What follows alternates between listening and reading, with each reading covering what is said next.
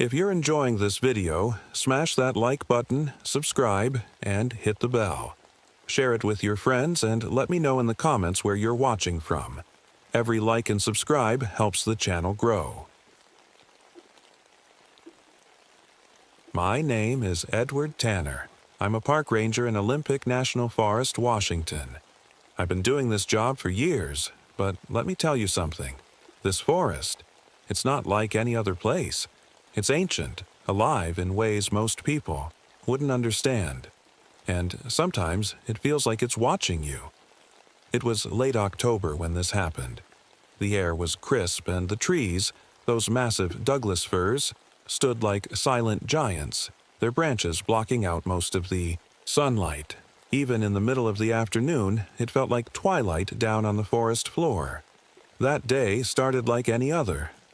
I was driving my forest green Jeep down an old fire road, checking for signs of illegal camping or hikers who'd wandered off the trails. The road was overgrown, bumpy, and surrounded by trees so thick you couldn't see more than a few feet into the woods. Then I noticed something odd, a strange fog clinging to the ground. It wasn't normal fog. It moved differently, swirling, around tree trunks like it had a mind of its own. The air smelled of pine, but there was something else too. A faint metallic scent, like old pennies. I slowed down, my hands tightening on the wheel. That's when I saw it. An RV parked in a small clearing up ahead. It wasn't supposed to be there, and this part of the forest was off limits to campers. As I got closer, I could see it was an older model, a 1973 Winnebago Brave with Arizona plates. The thing looked out of place here, like it had been dropped into another world. I parked my Jeep and stepped out. The air felt colder than it should have been for October. Much colder. I grabbed my radio and approached the RV cautiously. A family was sitting outside, a man and woman in their 40s, a teenage boy around 16, and a little girl, who couldn't have been more than 8. They looked startled when they saw me. "Afternoon," I said, keeping my tone friendly but firm. "You folks lost?" The man stood up quickly and nodded. "Yeah. We were trying to find a campground, but must have taken a wrong turn." I glanced at their RV and then back at him. "This area isn't open for camping," I said. "You'll need to head back toward the main road." The woman spoke up then, her voice shaky. "We tried leaving earlier, but the RV won't start." Frowned. "Won't start? What's wrong with it?" The man shrugged helplessly. "I don't know. The engine just won't turn over." I offered to take a look at it. I know my way around an engine, but as I popped open the hood and checked things over, nothing seemed out of place. The battery was fine. Everything should have been working. But when he turned the key again, nothing.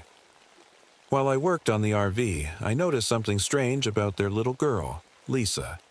She was sitting cross-legged on a blanket with some crayons and paper scattered around her. She wasn't drawing flowers or animals like most kids would. Instead, she was sketching these tall, thin figures with long arms and legs that bent in weird ways, like they didn't have bones. "What are you drawing there?" I asked her casually, looked up at me with big brown eyes and said in a quiet voice, "The stick people." Her dad chuckled nervously from behind me.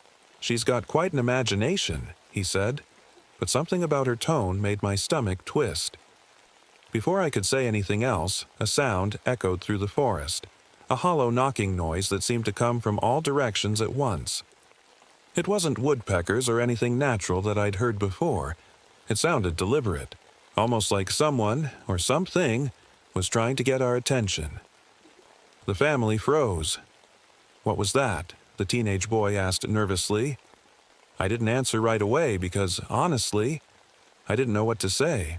The forest around us seemed to grow quieter after that knock. Too quiet.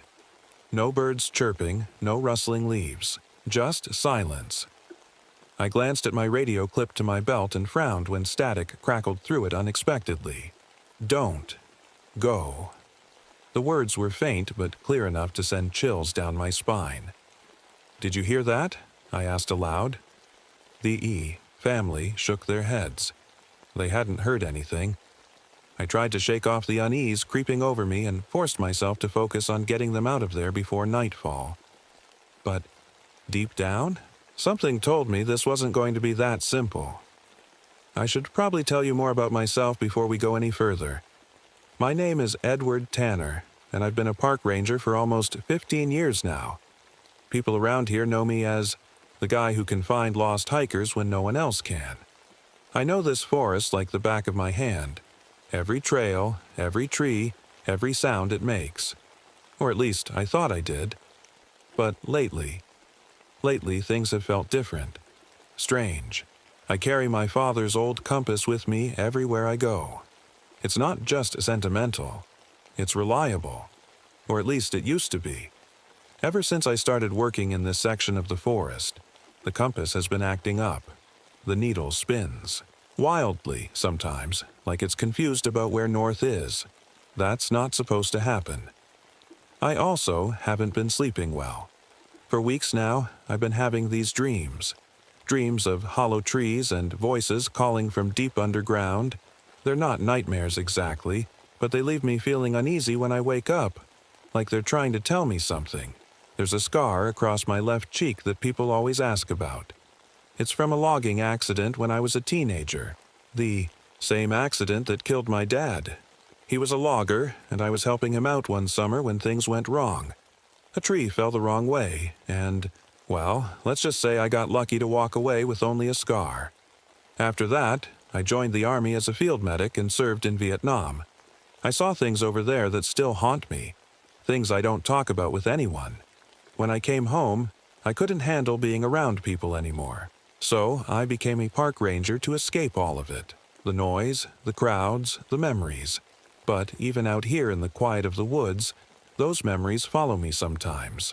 My ex-wife couldn't deal with it, the nightmares, the emotional distance. So she left me a few years ago. Now it's just me in this forest. And lately, this forest has been making me feel like maybe solitude isn't enough anymore.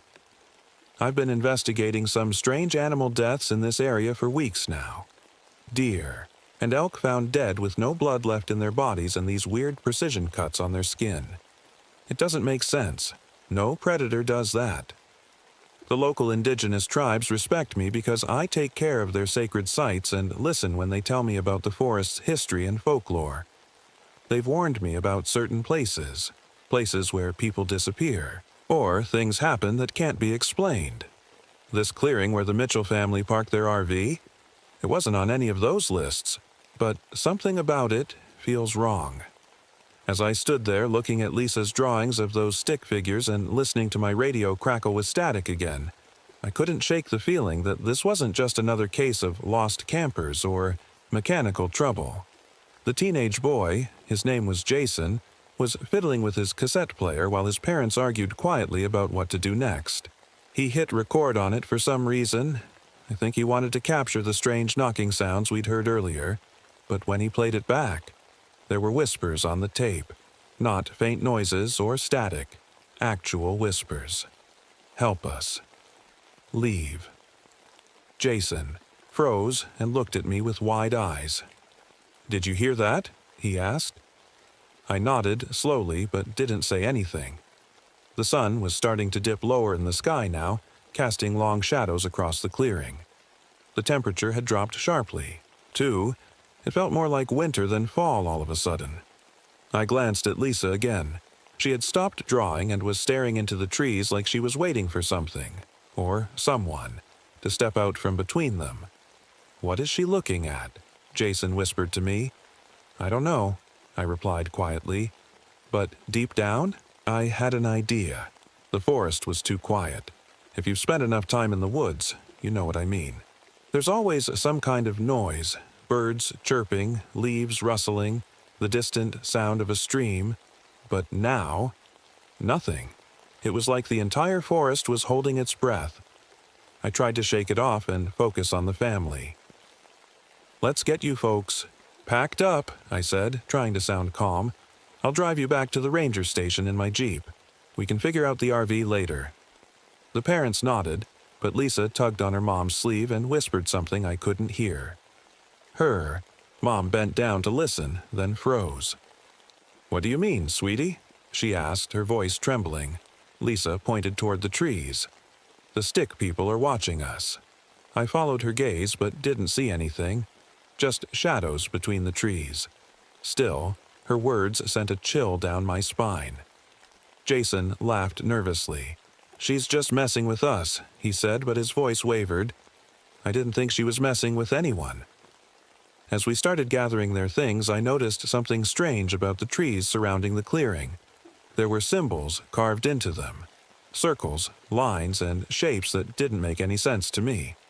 They looked fresh, like they'd been made recently, but there were no tool marks. It was as if the wood had grown that way on its own. "Did you guys do this?" I asked, pointing at one of the carvings. The dad shook his head. "No, we didn't even notice those." I ran my fingers over one of the symbols. The edges were smooth and warm to the touch, even though the air was freezing. Now, I pulled my hand back quickly and wiped it on my pants, feeling a strange tingling sensation in my palm. "Let's hurry up," I said, trying to keep my voice steady. As we worked, Lisa wandered off toward the edge of the clearing to use the bathroom. Her mom called after her, but Lisa just waved her off and disappeared behind a tree. A few minutes later, she came back looking pale. "What's wrong?" her mom asked. Lisa clung to her mom's leg and whispered, "They're closer now." "Who's closer?" I asked gently. She looked up at me with wide eyes and said, "The stick people." Before I could respond, we heard that hollow knocking sound again, louder this time. It echoed through the forest like someone was banging on a giant drum made of wood. The Mitchells huddled together, their eyes darting around nervously. "It's just probably an animal," I said, though even I didn't believe that anymore. Then their dog, a golden retriever named Max, started barking like crazy and took off into the woods before anyone could stop him. "Max!" Jason shouted and ran after him. "Wait!" I called out, but he was already gone. I grabbed my flashlight and followed him into the trees. The light cut through the growing darkness as I called his name over and over again. Finally, I found him standing still in a small clearing about 50 yards from the RV. He wasn't alone. Max was there too, but something was wrong with him. His fur bristled as he growled low in his throat, his eyes reflecting yellow in my flashlight beam like an animal caught in headlights. But it wasn't just that. They looked different somehow. Glazed over, almost lifeless. "Jason," I said quietly, stepping closer to him. "Don't move." "What's wrong with him?" Jason whispered. "I don't know," I admitted. Max stopped growling suddenly and turned his head toward me in a way that didn't feel natural, like he was being controlled by invisible strings. Then he bolted back toward the RV without another sound. Jason and I followed quickly, our footsteps crunching on fallen leaves as we ran through the darkening forest. When we got back to the clearing, Max was sitting by Lisa's side like nothing had happened, but his eyes still had that strange yellowish tint. "What happened to him?" Mrs. Mitchell asked nervously. "I'm not sure," I said honestly. As we stood there trying to make sense of it all, Jason pulled out his cassette player again and hit record while pointing it toward the trees where we'd heard the knocking sounds earlier. When he played it back this time, the whispers were louder and clearer. "Leave before hollow." "What does that mean?" Jason asked shakily. I didn't answer because I didn't know what it meant, and because my flashlight had just picked up something else in the distance. Dozens of small reflective eyes watching us from between the trees at different heights. They didn't move or blink. They just stared back at us silently. The air felt heavier now, like it was pressing down on us, and my breath came out in visible puffs even though it wasn't cold enough for that yet. "We need to go," I said firmly. "Now." But deep down? I wasn't sure if we'd make it out of there at all. As I stood there in the clearing, I could feel the weight of the forest pressing down on us. The eyes, those strange, reflective eyes, were still watching from between the trees. They didn't blink. They didn't move. They just stared. It made my skin crawl. I turned to the Mitchell family, trying to keep my voice steady. "We need to stay close together," I said. "Let's head back to the RV. It's safer there." They nodded, but their faces were pale with fear. We started moving slowly, our flashlights cutting through the growing darkness. The shadows seemed alive, shifting and stretching around us. Every little sound, a twig snapping, a leaf rustling, made us jump.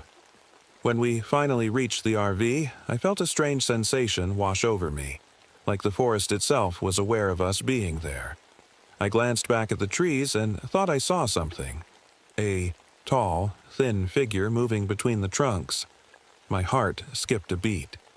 "Did you see that?" I whispered to Jason, who was walking beside me. He nodded quickly, his face pale as a sheet. "What was it?" "I don't know," I said quietly, "but we need to stay inside." We climbed into the RV and locked the door behind us. The inside felt cramped and dark, with only our flashlights providing any light. The family huddled, together on one side while I stood by the window, peering out into the night. "Where's Max?" Lisa asked suddenly, her voice trembling. I looked around and realized that the dog was gone again. "He must have run off," I said, trying to sound calm. "He'll come back." But deep down, I wasn't so sure. The knocking sound returned. Then, louder this time. It echoed through the forest like someone was banging on hollow wood all around us. The RV shook slightly, and Mrs. Mitchell gasped as she clutched Lisa tightly. "What was that?" she cried. "I don't know," I said honestly, my heart pounding in my chest. "Stay calm." I moved closer to one of the windows and shone my flashlight outside. That's when I saw it, a figure standing just beyond. The clearing. It was tall and impossibly thin, its limbs bending at angles that didn't seem natural. Its body looked like it was made of twisted wood and sinew, blending perfectly with the trees behind it. I froze. The creature tilted its head, slowly, almost like it was studying me. Its movements were jerky and unnatural, like a puppet being controlled by invisible strings. "Edward," Jason whispered from behind me. "What is that?" "I don't know," I said again, my voice barely above a whisper. "But we need to stay quiet." As if it heard me, the creature's head snapped toward the RV with a suddenness that made my stomach drop. Then it opened its mouth and spoke. "Edward, come outside." It was my voice, perfectly mimicked but hollow and wrong somehow. Lisa whimpered and buried her face in her mom's shoulder. Mrs. Mitchell held her tightly while Jason stared at me with wide eyes. "It's trying to trick us," I said firmly. "Don't listen to it." The creature moved closer then, its long fingers reaching out toward the RV's window. Its eyes, if you could call them that, were dark and empty pits that seemed to swallow all light around them. I could feel it feeding on our fear, growing stronger as we sat there frozen in terror. "Mommy," Lisa whispered through tears. "I'm scared." "Me too," Mrs. Mitchell admitted softly, her voice shaking. "But we're safe in here." "Safe?" I wasn't so sure about that anymore. Jason grabbed his cassette player again and hit record while pointing it toward the window where we'd seen the creature. When he played it back moments later, the whispers were louder than ever. "Leave. Hollow. Leave." "What does it mean?" Jason asked shakily. I didn't have an answer for him because something else had caught my attention. The lights inside the RV were flickering now, and when Mr. Mitchell tried starting the engine again, nothing happened. "It won't start," he exclaimed in panic. The creature outside let out a low, rumbling sound that almost sounded like laughter, deep and guttural. And I knew we couldn't stay here much longer. "We need to fight back," I said suddenly, an idea forming in my mind even as fear clawed at me from every direction. "How?" Jason asked desperately. "There are stories about this place," I said quickly, "about rituals that can protect people from things like this." "Rituals?" Mrs. Mitchell asked nervously. "Yes," I said firmly. though my heart was racing, now more than ever. But I need to go outside to gather what we need. Jason grabbed my arm tightly. Are you crazy? That thing will kill you. I don't have a choice, I said quietly but firmly as I unlocked the door and stepped outside into the cold night air. The creature was still there, closer now, and its hollow eyes locked onto mine immediately as if it had been waiting, for me, all along. Edward. It called again in my own voice, a sickening echo that made every hair on my body stand on end. I gripped my flashlight tightly and took a shaky step forward into the darkness beyond the RV's safety. I stepped out into the cold night air, my flashlight trembling slightly in my hand.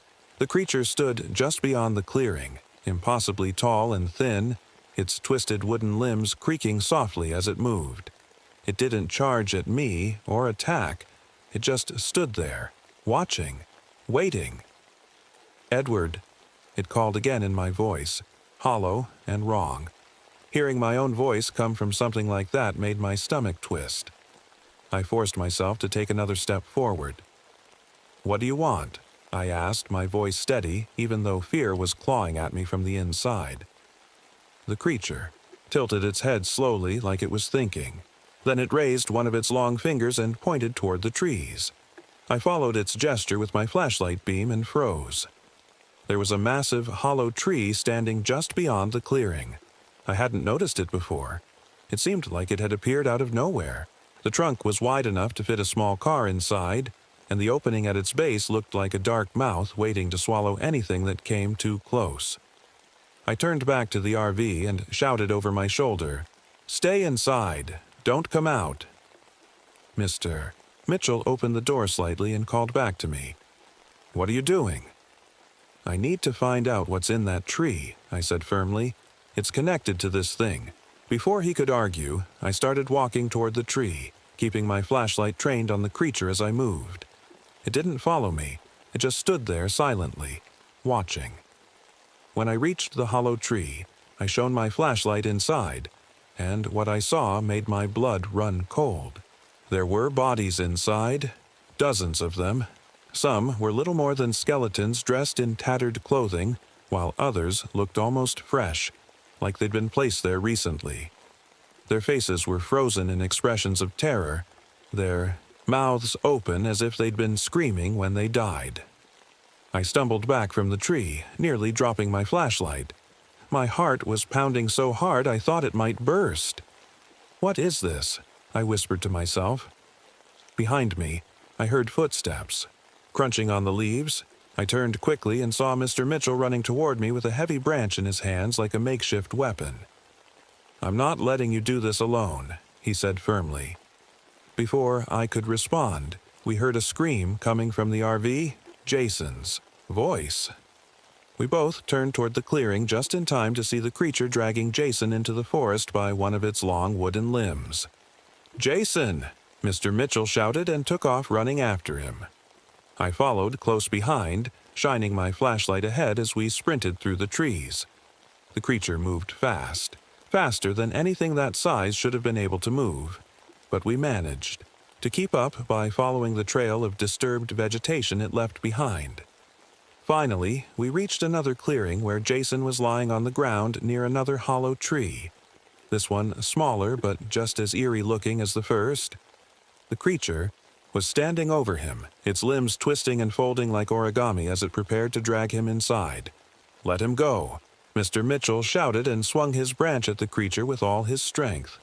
The branch hit its arm but didn't seem to hurt it. It barely flinched before turning its hollow eyes toward Mr. Mitchell. Then something horrifying happened. Wooden spikes shot out from its body and pierced Mr. Mitchell's chest in an instant. He gasped and fell to his knees before collapsing completely, his eyes wide with shock as blood pooled around him. "No!" I screamed, rushing forward with my flashlight, raised like a weapon. The creature turned its attention back to Jason, who was barely conscious now but still alive. It reached for him again with one of its twisted limbs. But before it could touch him, I remembered something from one of the stories the tribes had told me about this forest. I grabbed a handful of dirt from the ground and threw it at the creature, while shouting words I'd learned during one of their rituals, words meant to weaken spirits tied to nature. The creature let out an ear-piercing screech and recoiled sharply as if the dirt had burned it.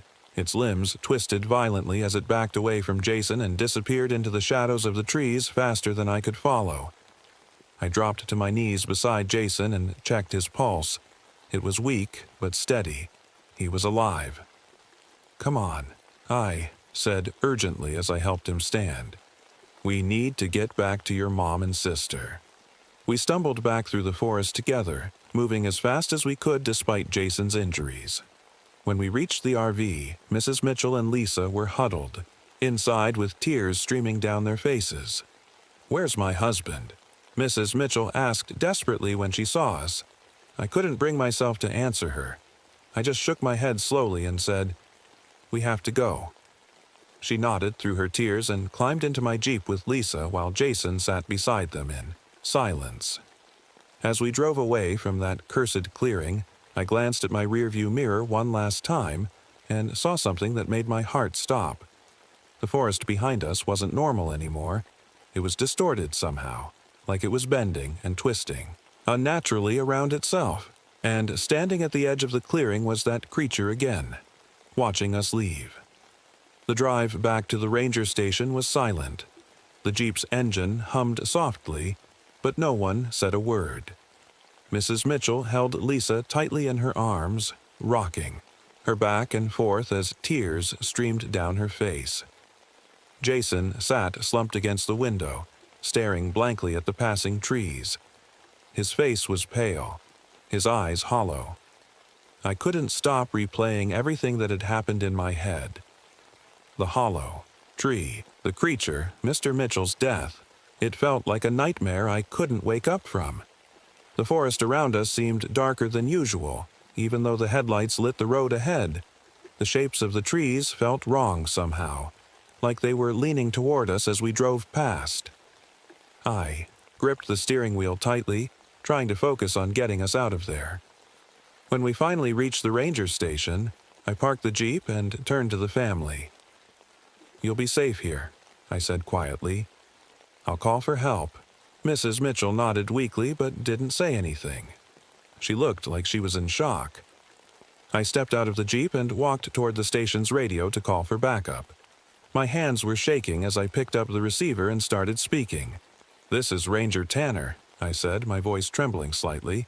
"I need immediate assistance at Sector 7 of Olympic National Forest. We have injuries and casualties." I paused, unsure how to explain what had happened without sounding insane. "Just send help," I added quickly before setting the radio down. When I returned to the Jeep, Lisa was staring at me with wide eyes. "Are they gone?" she asked softly, crouched down beside her and nodded. "For now," I said gently. "But you're safe here." She didn't look convinced. Hours later, after emergency responders arrived and took the Mitchells away for medical care, I stayed behind at the station to file my report. But as I tried to write down what had happened, I realized there was no way to explain it, not in a way anyone would believe. How do you describe a creature made of twisted wood that mimics voices and feeds on fear? How do you explain hollow? Trees filled with bodies or symbols carved into wood without tools? It sounded like something out of a horror movie, not real life. In the end, I left most of it out of my report. I simply wrote that we encountered an unknown threat in the forest and that Mr. Mitchell had died trying to protect his son. But even as I wrote those words, I couldn't shake the feeling that this wasn't over, that whatever was out there wasn't finished yet. The Mitchell family moved back to Arizona after everything that happened. They didn't want anything to do with Washington or its forests anymore. And honestly, I couldn't blame them. Jason recovered physically but stopped talking about what he'd seen that night. Mrs. Mitchell told me he'd been having nightmares, dreams, about hollow trees and voices calling his name, but he refused to discuss them with anyone. Lisa seemed different too, quieter than before, but also strange in other ways. Mrs. Mitchell mentioned that plants seemed to grow faster around her now, that flowers bloomed overnight in her bedroom and vines appeared on their fence without explanation. One day she called me in tears and said Lisa's skin had started showing strange patterns under stress, patterns that looked like wood grain.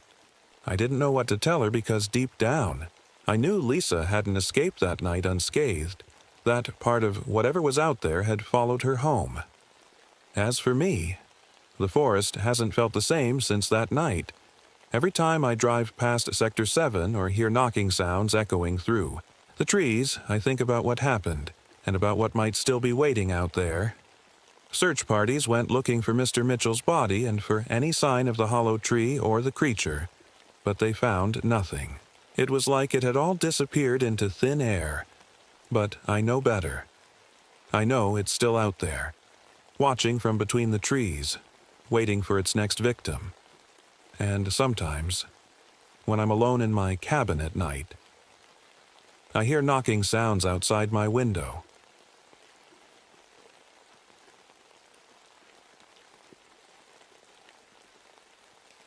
My name is Jack Harmon. I'm a senior park ranger stationed in the Adirondack Mountains, New York. If you've ever been here, you'll know the forests are ancient, stretching endlessly with towering pines that seem to whisper secrets to each other. It's beautiful, sure, but it's also the kind of place that makes you feel small, like you don't belong. I didn't come here for the beauty, though. I came here to escape.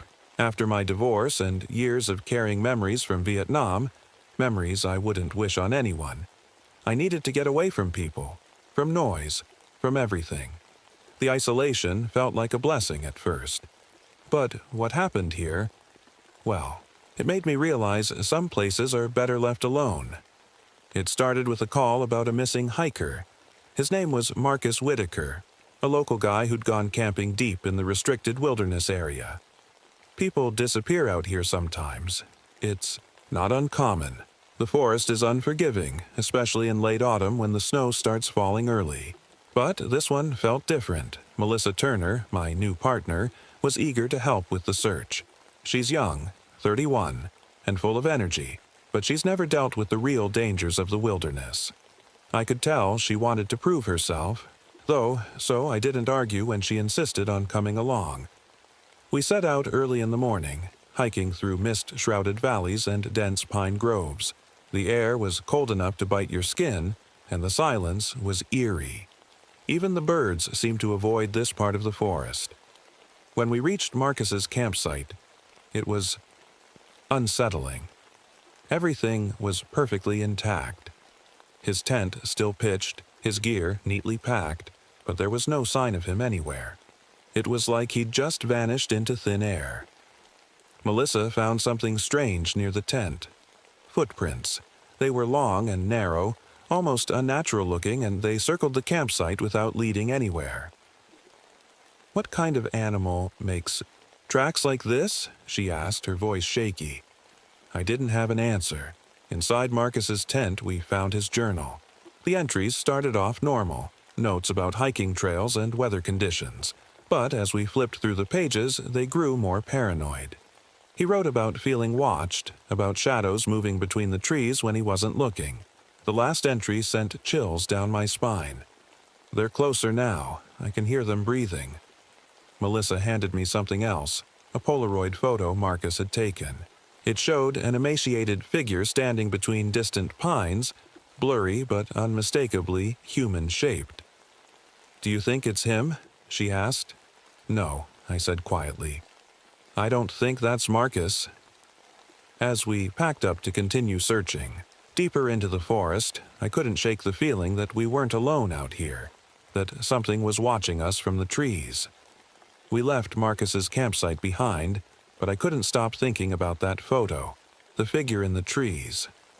It didn't look right. Too thin, too still, like it was part of the forest itself. Melissa was quiet as we hiked deeper into the restricted area.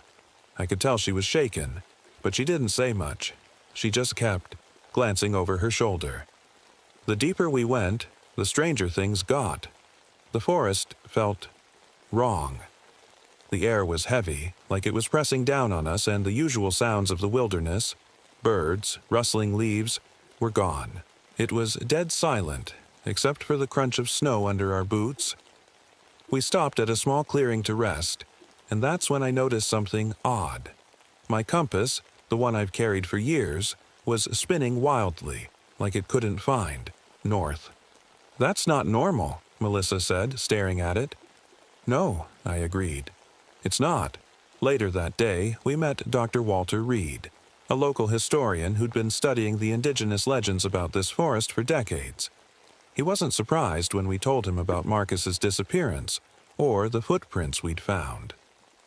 "This land has always been strange," he said, his voice calm but serious. "The tribes that lived here believed the forest was alive. Not just the trees, but something deeper." He showed us old sketches and carvings depicting tall, thin figures, walking among the pines. They called them forest walkers, he explained. Spirits that could move through trees like shadows. They were said to lure people into the woods and never let them leave. Melissa frowned. "You don't really believe that, do you?" Dr. Reed shrugged. "I believe there's something unusual about this place." That night, Melissa and I set up camp near an old survey marker we'd found earlier in the day. It had strange symbols carved into it, symbols I didn't recognize, and it looked like it had been there for decades. I woke up in the middle of the night to a sound I couldn't place, like wood cracking and groaning in the distance. At first, I thought it was just the wind or a falling tree, but then I realized it wasn't random. It was rhythmic, almost like it was communicating. I unzipped my tent and stepped outside into the freezing air. The mist had thickened, making it hard to see more than a few feet ahead, but as my eyes adjusted to the darkness, I noticed something that made my stomach drop. The trees around our campsite had moved. They weren't where they'd been when we set up camp earlier. They were closer now, their trunks leaning inward like they were surrounding us. "Jack?" Melissa's voice came from behind me as she stepped out of her tent. "What's going on?" Before I could answer, I saw it, a tall figure standing motionless between two pines at the edge of our camp. It was impossibly thin, its limbs stretched unnaturally long, and its face, it didn't have one. I grabbed my flashlight and pointed it toward the figure, but as soon as the beam hit it, it vanished, like smoke blown away by the wind. Melissa gasped and pointed to the ground where it had been standing. A strange fungal growth had appeared there, a pale white patch spreading across the snow like veins. And then our radio crackled to life with static. And a voice. "Help. Me." It was Marcus. The radio crackled again. "Help. Me." The voice was faint, broken up by static, but it was unmistakably Marcus. Melissa grabbed the radio, her hands shaking. "Marcus? Marcus, can you hear us? Where are you?" There was no reply, just the sound of static fading into silence.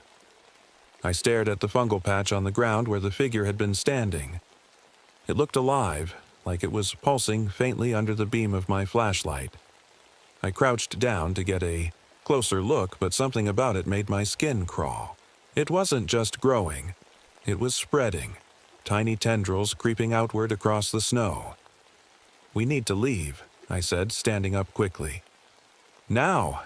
Melissa didn't argue. We packed up our gear as fast as we could and started hiking back, toward the ranger station. The mist seemed thicker now, and the trees felt closer than ever, their branches reaching out like skeletal arms. As we walked, I couldn't shake the feeling that we were being followed. Every so often, I'd catch a glimpse of movement in my peripheral vision, a shadow darting between the trees or a flash of pale white against the darkness. But whenever I turned to look, there was nothing there. Melissa was quiet for most of the hike, but I could tell she was scared. Her breathing was shallow, and she kept glancing over her shoulder like she expected something to jump out at her. "Jack," she said after a while, her voice barely above a whisper. "Do you think Marcus is still alive?" I didn't know how to answer. The voice on the radio sounded desperate, but if he'd been out here for days, well, I'd seen what this forest could do to people. I don't know, I said finally, but we'll keep looking. We reached a small stream and stopped to refill our water bottles. As I bent down to scoop water into my canteen, I noticed something strange on the opposite bank, a trail of footprints leading into the woods. They were long and narrow, just like the ones we'd seen at Marcus's campsite. I stood up slowly and pointed them out to Melissa. Look. She froze for a moment before stepping closer to get a better look. Do you think they're his? I shook my head. No, they're too big. The footprints disappeared into the mist on the other side of the stream, but something about them felt wrong, like they weren't made by anything natural. Suddenly, there was a loud crack behind us, a sound like splintering wood, and we both spun around. At first, I didn't see anything, but then Melissa grabbed my arm and pointed toward the trees. There it was again, the tall figure from earlier, standing motionless between two pines about 20 feet away. It hadn't moved or made a sound. It was just watching us. Jack, Melissa whispered, her voice trembling. What is that? I didn't answer. I didn't know what to say. My instincts told me to run, but my legs felt frozen in place. The figure tilted its head slightly, almost like it was studying us. Then it raised one impossibly long arm and pointed toward the trail of footprints on the other side of the stream. Melissa tugged on my sleeve. We have to go. I nodded and turned away from the figure, forcing myself to move even though every part of me wanted to stay and stare at it, like some part of my brain couldn't believe it was real. As we crossed the stream and followed the footprints deeper into the woods, I couldn't shake the feeling that we were walking straight into a trap. We followed the footprints for what felt like hours. The deeper we went, the stranger the forest became. The trees seemed older here, their trunks twisted and gnarled. The air was colder too, and the mist clung to us like a damp blanket. Every so often, we'd hear distant cracking sounds, like wood snapping under pressure. But we never saw anything. Melissa was quiet, and I could tell she was on edge. So was I. My instincts were screaming at me to turn back, but something about those footprints kept pulling us forward. It felt like we didn't have a choice. Eventually, we came across another clearing. In the center was an old tree stump covered in moss and fungi. It looked like it had been there for centuries. Melissa walked over to it and crouched down, running her fingers over the strange patterns carved into its surface. Jack, she said softly, look at this. I stepped closer and saw what she meant. The carvings weren't random. They were symbols, similar to the ones we'd seen on the survey marker earlier. But these were more intricate, almost like they were telling a story. What do you think it means? Melissa asked. I don't know, I admitted, but I don't think it's good. As I studied the carvings, I noticed something else. Small patches of white fungus growing along the edges of the stump. They looked just like the fungal growth we'd seen at our campsite earlier. Melissa reached out to touch one of the patches, but I grabbed her wrist before she could. Don't, I said firmly. She looked up at me, startled. Why not? I don't know what it is, I said, but I don't want to take any chances. She nodded and stood up, brushing snow off her knees. Let's keep moving. We left the clearing behind and continued following the footprints, but something about Melissa seemed off. She wasn't talking as much as she had been earlier, and she kept glancing back toward the clearing like she didn't want to leave it. Are you okay? I asked after a while. She nodded quickly. Yeah, I'm fine. But she didn't sound fine. That night we set up camp near a rocky outcrop overlooking a frozen stream. It was a good spot, open enough that we could see if anything approached us, but sheltered enough to block out most of the wind. Melissa went to bed early, saying she was tired from all the hiking. I stayed up for a while, sitting by the fire, and listening to the sounds of the forest, or rather, the lack of them. It was too quiet out here, like everything alive had fled this part of the woods. I finally crawled into my tent around midnight, but I couldn't sleep. My mind kept replaying everything we'd seen. The footprints, the carvings, that tall figure in the trees. None of it made sense. At some point during the night, I woke up to a faint rustling sound outside my tent. At first, I thought it was just Melissa getting up to use the bathroom or something, but then I heard footsteps, slow and deliberate, circling our camp. I grabbed my flashlight and unzipped my tent just enough to peek outside. What I saw made my blood run cold. Melissa was standing in front of one of the trees at the edge of our camp, her back to me. She wasn't moving, just standing there in her pajamas with her arms hanging limp at her sides. "Melissa?" I called, out softly. She didn't respond. I stepped out of my tent and walked toward her slowly, shining my flashlight on her back. "Melissa," I said again, louder this time. She turned around suddenly, and for a moment, I didn't recognize her. Her eyes looked distant, unfocused, like she wasn't really seeing me. And there was something else. Her skin looked different. There were small patches on her arms and neck that had a rough texture, almost like bark. "Are you okay?" I asked cautiously. She blinked a few times and shook her head as if snapping out of a trance. Yeah, I'm fine," she said quickly. "I just couldn't sleep." But her voice sounded hollow, like she didn't believe what she was saying. I didn't push her for answers. I figured she'd talk when she was ready.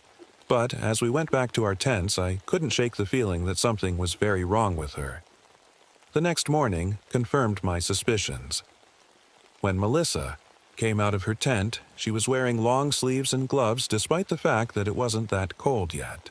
She avoided looking directly at me and kept fidgeting with her sleeves like she was trying to hide something. "Are you sure you're okay?" I asked again as we packed up camp. "I'm fine," she said quickly. "Let's just keep moving." But when she wasn't looking, I noticed something sticking out from under one of her gloves, a small patch of white fungus growing on her wrist. Melissa didn't talk much as we hiked deeper into the forest. She kept her sleeves pulled down and her gloves on, even when the sun came out and the air warmed slightly. I didn't push her. I could tell she didn't want to talk about whatever was happening to her. But I couldn't stop thinking about that patch of fungus on her wrist. It looked just like the growth we'd seen near the campsite and on the old tree stump. The forest was changing around us. The trees were taller here, their trunks thicker and darker, almost black. Their branches twisted together overhead, blocking out most of the sunlight. It felt like we were walking into another world, one that didn't want us there. Melissa started lagging behind, her steps slower and heavier than before. "Do you need to rest?" I asked, stopping to wait for her. She shook her head quickly. "No, I'm fine." But she didn't look fine. Her skin was pale, and there were dark circles under her eyes like she hadn't slept in days. She kept glancing at the trees as if they were whispering to her. We finally reached a clearing late in the afternoon, and I knew right away that this was no ordinary place. The trees here grew in perfect concentric circles, their trunks spaced evenly apart like they'd been planted by someone, or something. At the center of the grove stood a massive hollow tree, its trunk wide enough to fit a small car inside. The bark was covered in strange patterns that looked almost human, like faces frozen in silent screams. Melissa stopped at the edge of the grove and stared at the tree, her eyes wide with a mix of fear and something else. Awe, maybe? Or recognition. "What is this place?" she whispered. "I don't know," I said honestly, "but it's not natural." I stepped closer to the hollow tree, my boots crunching over fallen leaves and patches of snow. As I got closer, I noticed something strange inside the trunk. Objects scattered across the ground like offerings. There were old backpacks, shoes, watches, wallets, personal items that looked like they'd belonged to dozens of people over decades. Some of them were so old they were falling apart. "Jack," Melissa said behind me, her voice trembling. "Look at this." I turned around and saw her crouching near one of the smaller trees at the edge of the grove. She was holding something in her hands. A photograph. I walked over to see what she'd found. It was an old black and white photo of a family. A man, a woman, and 2 young kids standing in front of a cabin. The edges were worn and faded, but I could still make out their faces. "This is Marcus's family," Melissa said quietly. I frowned. "How do you know?" She pointed to the back of the photo where someone had written Whitaker family in neat cursive handwriting. "How did it get here?" I asked. Melissa didn't answer. She just stared at the photo like it held some kind of secret she couldn't figure out. I turned back toward the hollow tree and stepped closer to peer inside. The ground beneath it wasn't dirt or snow. It was covered in a thick network of fungal growths that connected all the surrounding trees like veins running through a body. And then I saw them. The faces carved into the bark weren't just patterns. They were real faces. Human faces frozen in wood, their mouths open as if screaming for help. I stumbled back from the tree, my heart pounding in my chest. "We need to leave," I said firmly. Melissa didn't move. She was staring at one of the smaller trees again, her hands shaking as she reached out to touch its bark. "Melissa!" I shouted. She turned to look at me slowly, and for a moment, I didn't recognize her anymore. Her eyes were glassy and distant, and there were patches of rough bark-like texture spreading across her neck and arms. "They grow inside you first," she said softly, repeating words I'd seen written in her journal earlier. "What are you talking about?" I asked desperately. She didn't answer. She just turned back toward the hollow tree and started walking toward it like she was being pulled by some invisible force. I ran after her and grabbed her arm before she could step inside. "Melissa, stop!" She turned to look at me again, tears streaming down her face now. "It's too late," she whispered. "They're already inside me." Melissa's words hit me like a punch to the gut. "They're already inside me." I didn't know what she meant exactly, but I could see it. Something was changing her, and it wasn't natural. "Melissa, listen to me," I said, gripping her shoulders firmly. "We can figure this out. We'll get you help, but you have to stay with me, okay?" She shook her head slowly, tears still streaming down her face. "You don't understand, Jack. It's not just me. It's everything. The forest. It's alive." I stared at her, trying to make sense of what she was saying. "What are you talking about?" Before she could answer, we heard a noise behind us. A low, creaking sound like wood bending under pressure. We both turned toward the hollow tree and froze. The fungal network on the ground was moving. It spread outward in slow, deliberate waves, creeping toward us like it was alive. The faces in the bark seemed to shift slightly, their expressions twisting into something even more horrifying, anguish mixed with hunger. "We have to go," I said urgently, pulling Melissa away from the grove. But she resisted, shaking her head again. "It won't let us leave." I didn't want to believe her, but deep down, I knew she was right. This wasn't just a forest. It was something much older and much more dangerous than anything I'd ever encountered. We stumbled back through the trees, away from the grove, but the strange cracking and groaning sounds followed us. It felt like the forest itself was alive, watching us, moving around us. When we finally stopped to catch our breath, Melissa sank to the ground and buried her face in her hands. "It's all connected," she whispered. "The trees, the fungus, even us." "What do you mean?" I asked, crouching beside her. She looked up at me with red-rimmed eyes. "Dr. Reed told us about the legends, the forest walkers, the spirits that could move through trees. But it's not spirits, Jack. It's something real, something ancient." I thought about what we'd seen, the footprints that led nowhere, the strange fungal growths, the faces in the bark, and a horrible realization started to form in my mind. "It's a parasite," I said slowly. "A fungus that uses people as hosts." Melissa nodded weakly. "It doesn't just take over your body. It takes your mind, too. That's why Marcus sounded so desperate on the radio. He's still in there somewhere." I felt a chill run down my spine as I remembered the voice we'd heard earlier. Help. Me. How do you know all this? I asked quietly. She hesitated for a moment before pulling up her sleeve to reveal more patches of rough bark-like texture spreading across her arm. Because it's happening to me, she said simply. My stomach turned as I stared at her arm. The fungus wasn't just growing on her skin, it was becoming part of her. Melissa, I started, but she cut me off. There's no cure, she said firmly. Once it starts, there's no stopping it. I wanted to argue with her, to tell her she was wrong, but deep down, I knew she wasn't. The forest had claimed her just like it had claimed Marcus and all those other people whose belongings we'd found in the hollow tree. But there was one thing I couldn't figure out. Why hadn't it taken me yet? As if reading my mind, Melissa gave me a sad smile. It's already inside you too, she said softly. You just don't feel it yet. Melissa's words sent a cold shiver down my spine.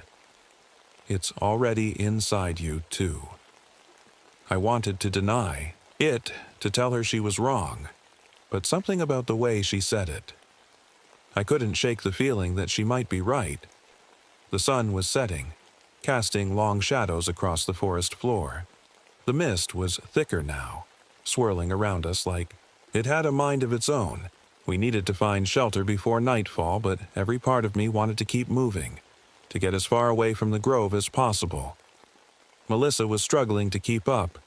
Her steps were slow and uneven, and she kept pausing to lean against trees, her breathing shallow. I'm fine, she said every time I asked if she needed to rest, but she wasn't fine. She was getting worse. We finally found a small overhang of rocks near a frozen stream and decided to stop for the night. I built a fire while Melissa sat quietly, staring into the flames with a blank expression. She hadn't spoken much since we left the grove, and her silence was starting to scare me more than anything else. As the night wore on, the forest seemed to close in around us. The cracking and groaning sounds were louder now, echoing through the trees like some kind of warning. I kept my flashlight and my father's hunting knife close, even though I wasn't sure what good they would do against whatever was out there. Melissa finally broke the silence. Do you remember what Dr. Reed said about the forest walkers? She asked, her voice barely above a whisper. I nodded slowly. He said they were spirits that could move through trees. She shook her head. They're not spirits, Jack. They're people. People who've been taken by the fungus. I stared at her, trying to process what she was saying. You mean those figures we've seen? She nodded again. They're what's left of the people who disappeared here. The hikers, the campers, Marcus. I thought about Marcus's voice on the radio. Help. Me. If Melissa was right, then he wasn't dead. He was still out there somewhere, trapped in whatever form the fungus had turned him into. Is there any way to stop it? I asked desperately. Melissa looked at me with sad eyes. You can't stop it, she said simply, but you can slow it down. Before I could ask her what she meant, we heard something. Footsteps crunching through the snow nearby. They were slow and deliberate, circling our camp just out of sight. I grabbed my flashlight and pointed it toward the trees, but all I could see was mist and shadows. Who's there? I called out. There was no answer, just more footsteps. Closer now, Melissa stood up slowly and pointed toward the edge of the camp. It's him, she said quietly. I followed her gaze and froze. Marcus was standing just beyond the firelight, his body twisted and deformed like something out of a nightmare. His skin had turned gray and rough like bark, and his limbs were elongated and thin like branches. But his face was still human enough to recognize. Marcus? I said cautiously. He didn't respond. He just stared at us with hollow eyes that seemed both desperate and empty at the same time. Melissa stepped toward him, her movements slow and deliberate like she didn't want to scare him away. It's okay, she said softly. We're here to help. Marcus tilted his head slightly, his mouth opening as if he wanted to say something, but no sound came out.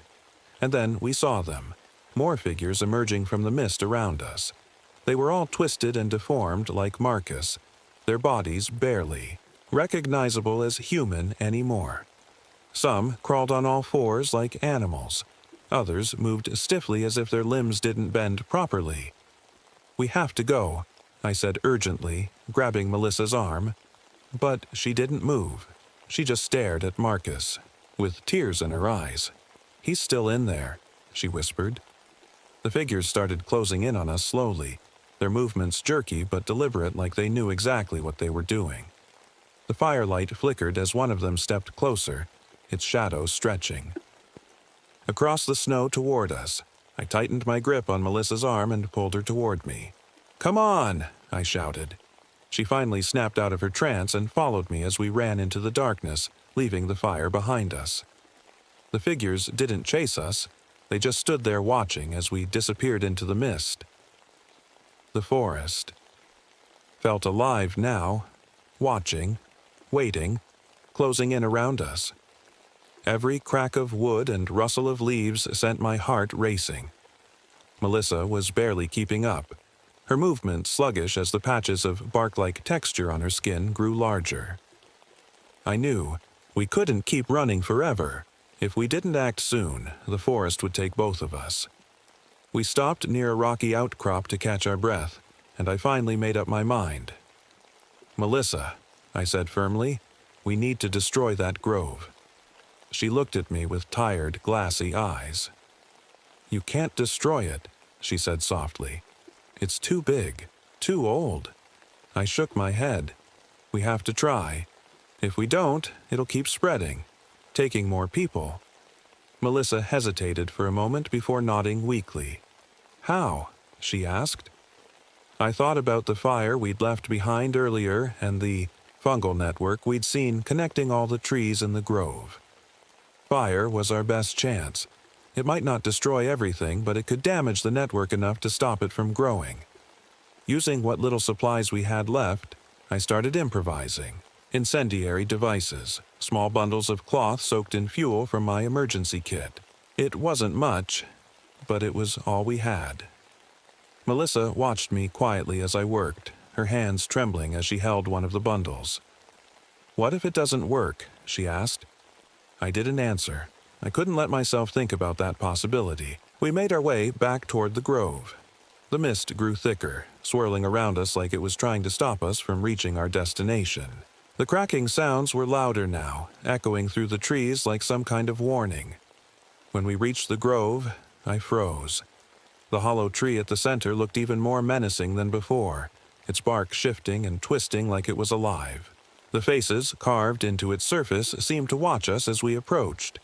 Melissa stopped at the edge of the grove and stared at the tree, her expression unreadable. "It's inside me," she whispered suddenly. I turned to look at her, confused. "What?" She pulled up her sleeve to reveal her arm, now almost completely covered in bark-like texture. "The fungus," she said quietly. "It's part of me now." Before I could respond, she stepped into the grove and turned to face me. Her movements were slow and deliberate, like she was fighting against something pulling her forward.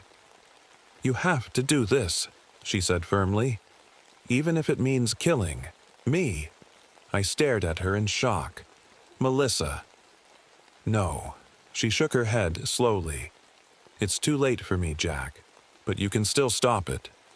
Suddenly, the ground beneath us began to shift, the fungal network spreading outward from the hollow, tree-like veins reaching for us. Figures started emerging from the mist again, twisted forms that had once been human but were now something else entirely.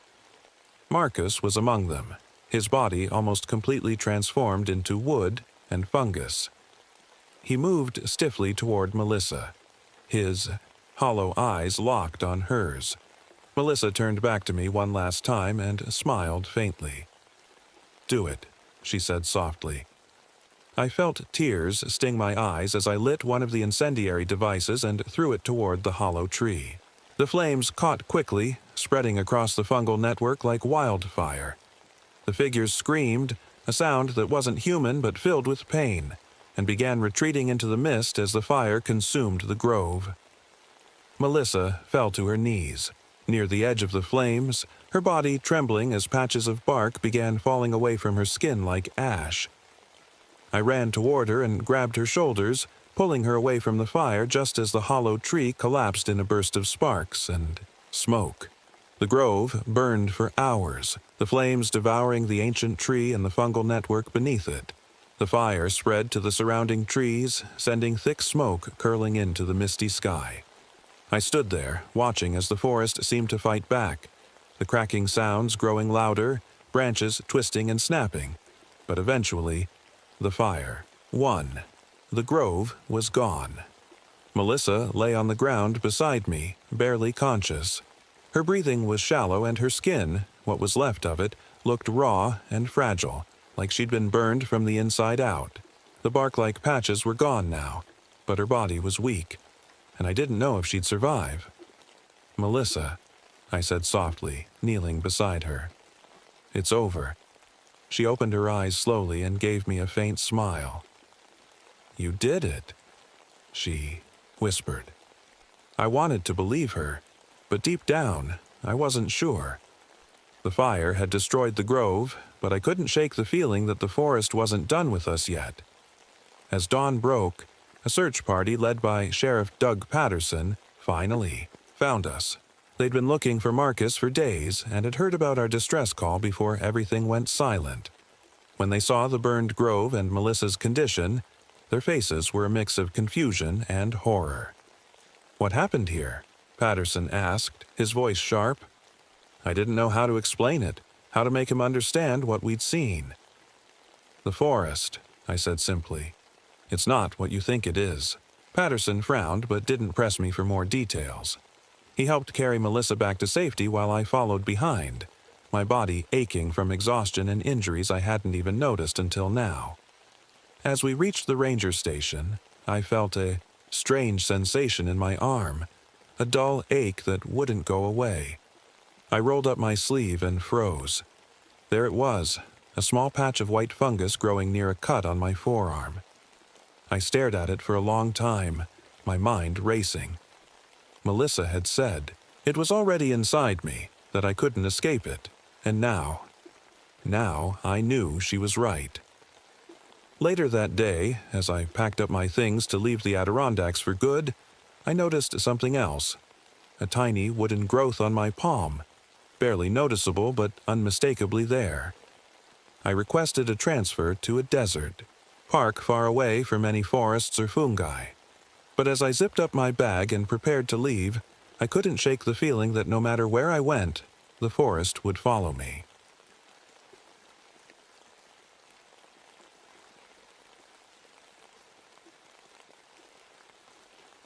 My name is Alex Mercer. I'm a park ranger stationed at Blackwood National Forest, a place so remote and untouched that it feels like stepping into another world. The forest is ancient, with towering old-growth trees that seem to stretch endlessly into the sky. It's the kind of place where the fog clings to the ground like a living thing, and the silence is so heavy it presses against your ears. I've been doing this job for 15 years now. I've seen just about everything. Lost hikers, wild animal attacks, freak storms, but nothing ever prepared me for what happened last autumn. People talk about the beauty of nature, but they forget how unforgiving it can be. Blackwood isn't just a forest. It's something else entirely. Something alive. I came here to escape. 3 years ago, I lost a group of hikers under my watch. They vanished without a trace, and I still carry the weight of that failure every day. My marriage fell apart not long after, and when the opportunity came to take this isolated post, I jumped at it. I thought being alone out here might help me find some peace, or at least keep my mind busy. The locals have their stories about Blackwood. They talk about the Watchers, ancient guardians of the forest who punish those who disrespect it. I always dismiss those tales as superstition, something to scare kids around a campfire, but after what I've seen, I'm not so sure anymore. It started on a cold November morning. The snow had come early that year, blanketing the forest in white and making everything seem even more still than usual. I was out on patrol near the edge of the restricted wilderness area. a part of the forest that's been off limits for decades. Nobody really knows why. But there are rumors about strange disappearances and sightings of things that don't belong in this world. I didn't believe any of it. Not then. It was quiet that morning. The kind of quiet that makes you feel like you're the only person left in the world. The snow crunched under my boots as I walked along the trail, my breath fogging up in the cold air. I was checking for signs of wildlife or anything unusual, just part of my daily routine. But then I saw something that stopped me in my tracks. There were footprints in the snow, but they weren't normal. They were massive, much larger than any animal I'd ever seen out here. Each print was deep, like whatever made them was incredibly heavy. The shape was strange too, long and narrow, with claw-like indentations at the front. I crouched down to get a closer look and noticed something else. Dark smears around the edges of the tracks. It wasn't mud or dirt. It looked like dried blood. I followed the tracks deeper into the forest, my heart beating faster with every step. The prints were erratic, like whatever made them had been moving in a hurry or maybe struggling. Branches were broken along the path, and tufts of long black hair were caught in the splinters. The hair didn't look like it belonged to any animal I knew. It was coarse and unnaturally long, almost like human hair but thicker. The trail led me to a clearing, and that's when things got worse. In the middle of the snow-covered ground was a bull elk, or what was left of it. The body had been torn apart, its legs twisted at unnatural angles and its chest ripped open. The organs weren't, scattered randomly. They were arranged in a pattern around the carcass, almost like someone, or something, had placed them there deliberately. I stared at the scene for what felt like forever, trying to make sense of it. My stomach churned, and I felt an icy chill crawl up my spine that had nothing to do with the weather. This wasn't a bear attack or wolves. It didn't match anything I'd ever seen before. I took out my notebook and started documenting everything. The tracks, the hair, the elk's remains. But I couldn't shake the feeling that I wasn't alone. The forest felt different somehow, heavier. Every sound, the creak of a branch, the rustle of leaves, made me jump. It was like something was watching me from just beyond the trees. I decided to head back to my cabin before things got worse. As I turned to leave, I heard a faint knocking sound echo through the forest. It wasn't loud or sharp. It was rhythmic, almost like someone tapping on wood far away. I froze in place, listening as the sound grew louder and closer. I didn't wait to find out what it was. I turned and hurried back toward my cabin as fast as I could without running. The tracks followed me all the way back to where the trail began before disappearing into the deeper woods. When I reached my cabin, I locked the door behind me and tried to calm down.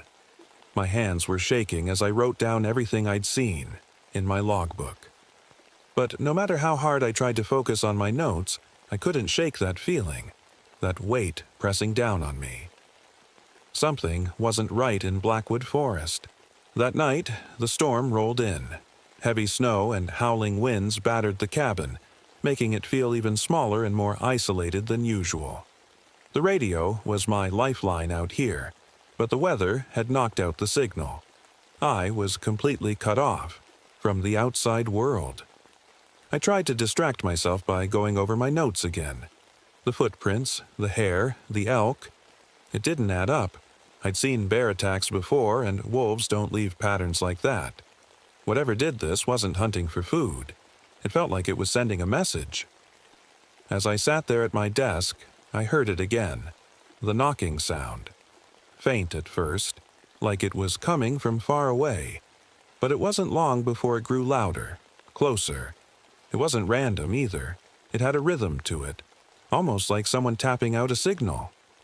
I grabbed my flashlight and stepped outside, my breath catching in, my throat as the cold hit me. The snow was falling thick and fast, making it hard to see more than a few feet ahead. I shined the beam of light around the clearing but saw nothing. No movement, no tracks. Just snow and silence. Then I noticed something strange near the edge of the porch. It was an elk leg. Just one, standing upright in the snow like someone had planted it there. The fur was matted with blood, and the jagged end where it had been torn from the body looked fresh. My stomach turned as I stared at it, trying to understand what I was looking at. I backed into the cabin and locked the door again, my heart pounding in my chest. This wasn't normal. This wasn't natural.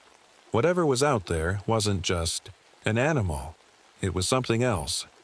The knocking continued throughout the night, sometimes coming from one side of the cabin, sometimes from another. It felt like whatever was out there was testing me, waiting for me to make a mistake. By morning, the storm had buried everything in snow. The elk leg was gone, no sign of it anywhere, but now there were more tracks circling the cabin. They were similar to the ones I'd seen before, but larger this time, deeper. I couldn't shake the feeling that I wasn't alone anymore. Something was out there in Blackwood Forest. Something watching me, waiting for me to slip up. The storm finally eased up by the afternoon, but the forest didn't feel any calmer. If anything, it felt heavier, like the trees themselves were holding their breath. I decided to step outside and check the area around the cabin. I needed answers, or at least some clue about what was going on. The snow was deep, almost up to my knees, but I forced myself to move slowly and carefully. The tracks from last night were still there, circling the cabin in a wide loop. I followed them for a while, but they led straight into the restricted wilderness area, the part of the forest no one was supposed to enter. I stopped at the edge of the boundary and stared into the trees. The shadows seemed darker there, like they were hiding something. That's when I saw it. A shape moving through the snow about 50 yards away. At first, I thought it might be a bear, but it was too tall, too upright. It wasn't walking like an animal. It was moving like a person. My breath caught in my throat as I realized there wasn't just one figure. There were three. They were massive, towering over 7 feet tall, with long limbs that seemed to move unnaturally fast through the snow. Their bodies were covered in dark fur or hair, blending into the shadows of the trees. I couldn't make out their faces, but their movements were deliberate, almost intelligent. I froze, gripping my flashlight tightly even though it was still daylight. The figures stopped moving and turned toward me, their heads tilting slightly as if they were studying me. For a moment, neither of us moved, just staring across the snow-covered ground. Then one of them stepped closer. It didn't rush or charge, it just moved slowly and deliberately toward me. That's when I heard it, the knocking sound again, but this time it wasn't coming from far away, it was coming from them. The sound echoed through the trees as all three figures began knocking on nearby branches or trunks with their hands, or claws. I couldn't tell which. It wasn't random. It had a rhythm to it, like they were communicating with each other. I backed up slowly toward the cabin without taking my eyes off them. My heart was pounding so hard I could hear it in my ears. The figures didn't follow me. They just stood there watching as I retreated. When I reached the cabin and locked myself inside, I peeked out through the window. They were gone. No sign of them anywhere, but I knew they hadn't left for good. That night was worse than any before. The knocking returned, louder this time and coming from all sides of the cabin. It felt like they were testing me again, looking for weaknesses in my defenses. At one point, I thought I heard something else, a low, guttural sound that almost sounded like words. It wasn't clear enough to understand, but it sent chills down my spine all the same. When dawn finally came, everything went quiet again. But as I stepped outside to check for tracks, I found something new. A single claw mark scratched into the wood of my porch railing. By mid-morning, I was starting to feel the weight of the isolation. The claw mark on the porch railing was a reminder that whatever was out there wasn't going to leave me alone. I couldn't shake the feeling that I was being watched, even when I was inside the cabin with the door locked. I was sitting at my desk, staring at the radio, hoping it would crackle back to life. The storm had knocked out the signal for days now, and I hadn't heard a single voice since it started. Then, out of nowhere, I heard a faint buzz. I grabbed the receiver and tried to tune it in. "Alex? Alex, are you there?" It was Denise Walker, my new partner. She sounded worried. I scrambled to respond. "Denise, yes, I'm here. You need to stay away from—" Before I could finish, the signal cut out again. I slammed the receiver down, in frustration. Denise was young and eager, but she didn't know what she was walking into. If she came out here now, she'd be putting herself in danger. Hours passed before I heard the sound of an approaching snowmobile. When I stepped outside, Denise and Marcus Thompson, the local guide, were pulling up near the cabin. Marcus had been hired by Denise to help navigate through the forest after hearing about my strange radio messages. "What's going on here?" Denise asked as she climbed off the snowmobile. Her face was pale and her eyes darted nervously around the clearing. "Didn't know where to start." "There's something out here," I said finally. "Something that doesn't want us here." Marcus frowned and glanced toward the trees. "You mean the Watchers," he said quietly. Denise looked confused, but Marcus didn't explain further. Instead, he gestured for us to go inside so we could talk.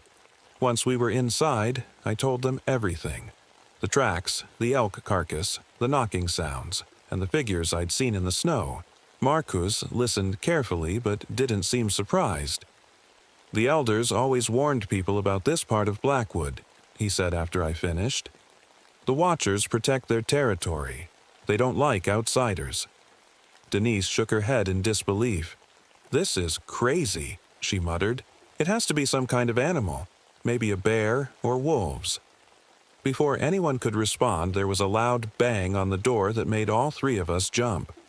It wasn't knocking this time. It sounded like something heavy slamming against the wood. I grabbed my flashlight and motioned for them to stay back as I opened the door a crack. Standing outside in the snow was Riker Johnson, the hiker who had been reported missing weeks ago. He looked terrible. His face pale and sunken, his clothes torn and covered in blood. He stumbled forward into the cabin without saying a word before collapsing onto the floor. "Riker!" Denise knelt beside him while Marcus checked his pulse. He was alive, but barely conscious. "What happened to you?" I asked him urgently. Riker's eyes fluttered open for a moment, and he whispered one word. "Them." Riker was trembling, his breathing shallow and uneven. His face was pale, and his eyes darted around the cabin like he expected something to burst through the walls at any moment. Denise tried to calm him down, but he was too far gone, terrified beyond anything I'd ever seen. "What happened out there?" I asked again, keeping my voice steady. "Riker, you need to tell us." He shook his head violently, his hands gripping the edges of the blanket Denise had wrapped around him. They're watching," he whispered, his voice barely audible. "They don't stop. They don't let you leave." Marcus leaned forward, his expression grim. "You saw them, didn't you?" he asked quietly. Riker's eyes widened. He nodded, tears streaming down his face. They're not animals. They're not human either. They know the forest better than anyone." I felt a chill run down my spine as Riker's words sank in. Marcus seemed to understand more than he was letting on. "What are they?" Denise asked, her voice shaking. Marcus hesitated before answering. "The Watchers," he said finally. "The elders say they've been here for centuries, long before people came to Blackwood. They protect the forest, the deepest parts of it. If you disrespect their territory, or try to take what doesn't belong to you, they make sure you don't come back." Denise looked at me like she couldn't believe what she was hearing. "This can't be real," she said, shaking her head. "It's just a story." I wanted to agree with her. I wanted to believe this was all some kind of misunderstanding, but I couldn't ignore what I'd seen or the fear in Riker's eyes. As if on cue, there was a loud knock at the door that made all of us freeze in place. It wasn't frantic or aggressive. It was slow and deliberate, like whoever or whatever was outside wanted us to know they were there. Riker panicked. He scrambled to his feet and bolted for the door despite our attempts to stop him. "Riker, wait!" I shouted, but it was too late. He threw the door open and ran into the snow-covered clearing, disappearing into the swirling fog before any of us could follow him. We stood there in stunned silence for a moment before Marcus spoke up. "He's not coming back," he said quietly. Denise glared at him. "How can you say that? We have to go after him." Marcus shook, his head firmly. "If we go out there now, we'll only make things worse." I didn't want to admit it, but I knew he was right. The creatures, or watchers, were out there somewhere, waiting for us to make a mistake. A few minutes later, we heard something outside, a soft thud on the porch. I opened the door cautiously and found Riker's backpack sitting there in the snow. It was torn and bloodied, with fresh claw marks across the fabric. Beside it was a trail of belongings, pieces of clothing, scraps of paper, leading into the forest like breadcrumbs. Marcus stepped forward and looked at me with a grim expression. "They're warning us," he said simply. The cabin felt smaller than ever, like the walls were closing in on us. Outside, the snow was falling heavier, and the forest seemed darker, even though it was still daylight. None of us spoke for a while. We just sat there, listening to the wind howl and the occasional creak of the trees. Marcus broke the silence first. "They're testing us," he said quietly. "They want to see if we'll leave." Denise shook her head, her voice trembling. "We can't just sit here and do nothing. Riker's out there. He might still be alive." Marcus didn't respond. Right away. Instead, he walked over to the window and stared out at the forest. "If he's alive," he said finally, "he's not in a place we can reach." I didn't want to believe him, but deep down I knew he was right. Whatever had taken Riker wasn't going to let him go. As night fell, the knocking started again. It was louder this time, more insistent. It came from all sides of the cabin, moving from one wall to another like they were circling us. Denise tried to keep herself busy by checking our supplies, but I could see the fear in her eyes every time the sound echoed through the room. Then came something new. Voices. At first, I thought it was just the wind playing tricks on us. But as I listened closer, I realized it wasn't random noise. It sounded like human voices calling out from the forest. "Help. Please." The words were faint but clear enough to send chills down my spine. Denise jumped to her feet and ran to the window. "Someone's out there," she said urgently. Marcus grabbed her arm before she could go any further. "It's not someone," he said firmly. "It's them." I didn't understand what he meant until I heard another voice. A man's voice this time. "Denise, come outside." Her face went pale as she turned to look at Marcus. "That's my name," she whispered. Marcus nodded grimly. "They mimic us," he said. "They know how to lure people out." The voices grew louder and more desperate as the knocking continued.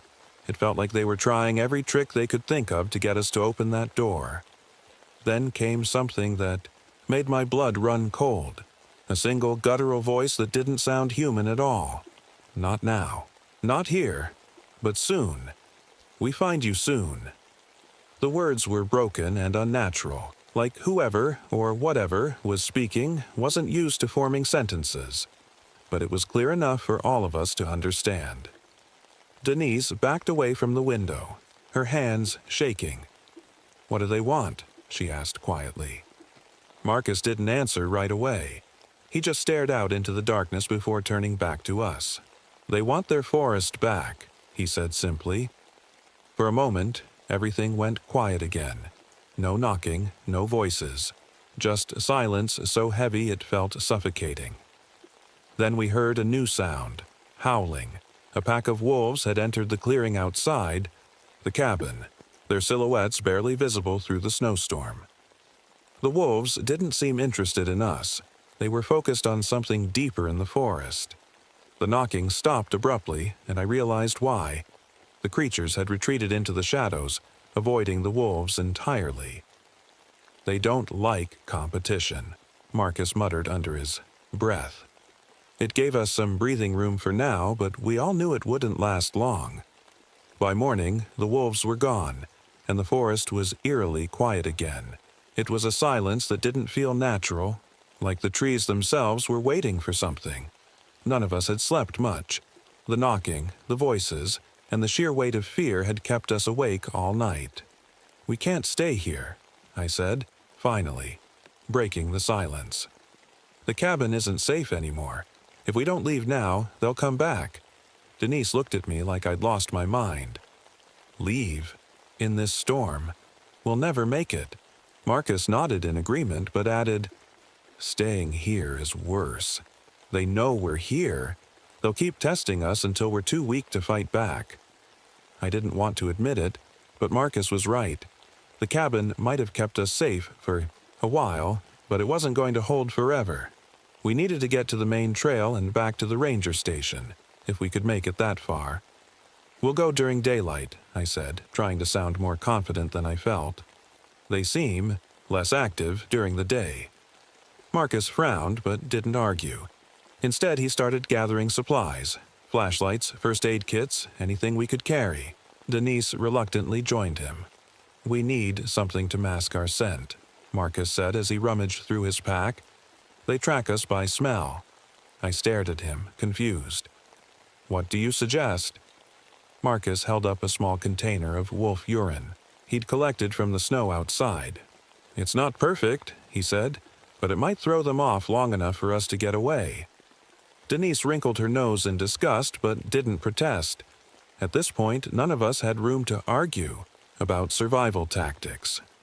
We spent the next hour preparing for the journey, packing food, water, and anything we could use as makeshift weapons. I kept my grandfather's old compass close to me. It had always been my lucky charm, and I needed all the luck I could get now. Before we left, Marcus warned us one last time. "Stick together. No matter what happens out there, don't get separated." We stepped out into the snow-covered clearing just as the sun began to rise. The forest looked different in daylight, less threatening but still unnervingly quiet. The tracks from last night were gone, buried under fresh snow. The first few hours were uneventful. We followed the trail as best we could, using my compass and Marcus's knowledge of the terrain to guide us.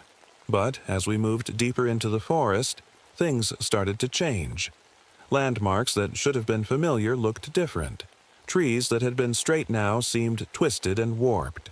The trail itself seemed to shift under our feet, leading us in circles no matter how carefully we tried to follow it.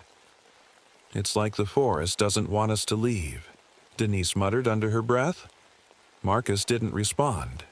He just kept moving forward with a determined look on his face. Then it happened. Denise stumbled over something in the snow and fell behind for just a moment. When she didn't catch up right away, I turned back to check on her. "Denise?" I called out. No answer. I ran back toward where she'd been but found nothing, just her footprints leading off into the trees before disappearing entirely. "Denise!" I shouted again, panic rising in my chest. Her scream echoed through the forest. Suddenly, a sharp, terrified sound that cut off as quickly as it started. Marcus grabbed my arm before I could run after her. "It's too late," he said firmly. "If you go after her now, you won't come back." I wanted to argue. I wanted to save her. But deep down, I knew he was right. We found her radio a few minutes later lying in the snow near a tree marked with claw-like scratches. It was covered in that same dark fluid I'd seen near the tracks before. We stood there in silence, staring at Denise's radio lying in the snow. The dark fluid smeared across it sent a chill through me. It was the same substance I'd seen by the tracks and on the elk carcass. My hands were shaking, but I forced myself to pick up the radio. It was cold and sticky, and I had to fight the urge to drop it. "She's gone," Marcus said quietly. His voice was steady, but there was a sadness in his eyes. I wanted to argue, to tell him we couldn't just leave her behind, but I knew he was right. Whatever had taken her wasn't going to let her go, and if we stayed here any longer, we'd be next. We have to keep moving, Marcus said, his voice firm now. If we stop, they'll catch us. I nodded, swallowing the lump in my throat. We left Denise's radio where it was and pressed on, deeper into the forest. The trees felt like they were closing in around us, their twisted branches reaching out like skeletal hands. The snow muffled our footsteps, but every so often I thought I heard something behind us, a faint crunching sound, like someone, or something, was following. The forest didn't feel real anymore. Familiar landmarks were gone, replaced by strange stone formations, and trees marked with claw-like scratches. It was like the forest itself was alive, shifting and changing to keep us trapped. "Stay close," Marcus said, his voice low but urgent. "They're watching us." I glanced over my shoulder but saw nothing, just endless trees and falling snow. But I could feel it, the weight of unseen eyes pressing down on me. Then we saw it. An enormous tree loomed ahead of us, unlike anything I'd ever seen before. Its trunk was massive, easily 3 times the size of any other tree in the forest. The bark was dark and gnarled, covered in strange carvings that seemed to pulse faintly in the dim light. Marcus stopped dead in his tracks, his face pale. "This is it," he whispered. "What do you mean?" I asked, my voice barely above a whisper. "This is their place," he said. "The elders called it the heart of the forest. It's sacred to them." As we stepped closer, I saw something that made my stomach turn. Bones scattered around the base of the tree. Some were animal bones, but others were unmistakably human. There were belongings, too. Tattered backpacks, torn clothing, rusted tools, all arranged in a way that felt deliberate, almost ritualistic. "They've been doing this for years," Marcus said grimly. "Decades, maybe." Before I could respond, a sound cut through the air, a low growl that made every hair on my body stand on end. It wasn't a wolf or a bear. It was something deeper, more guttural. "They're here," Marcus said sharply. "We need to move." But before we could take another step, they appeared. The creatures moved through the trees with impossible speed, their massive forms barely visible through the swirling snow. There were at least 5 of them now, maybe more. Their long limbs moved unnaturally fast as they circled us, staying just out of reach. One of them stepped forward into the clearing near the ancient tree. Its body was covered in thick black fur that seemed to absorb the light around it. Its face wasn't human or animal. It was something in between, with deep-set eyes that glowed faintly in the shadows. It didn't attack right away.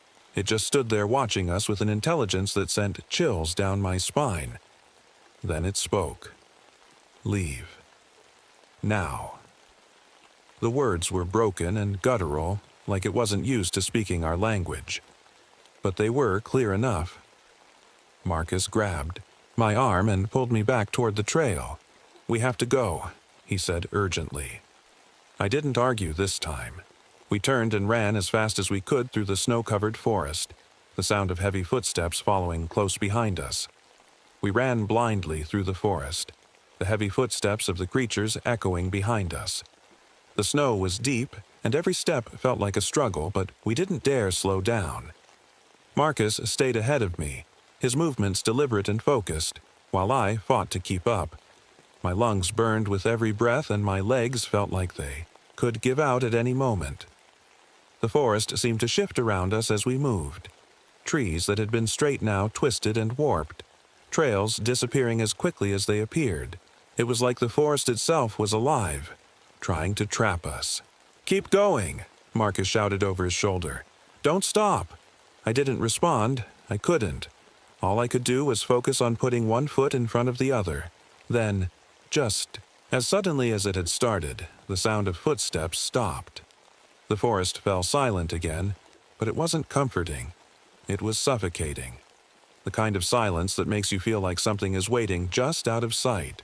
Marcus slowed down and turned to look at me.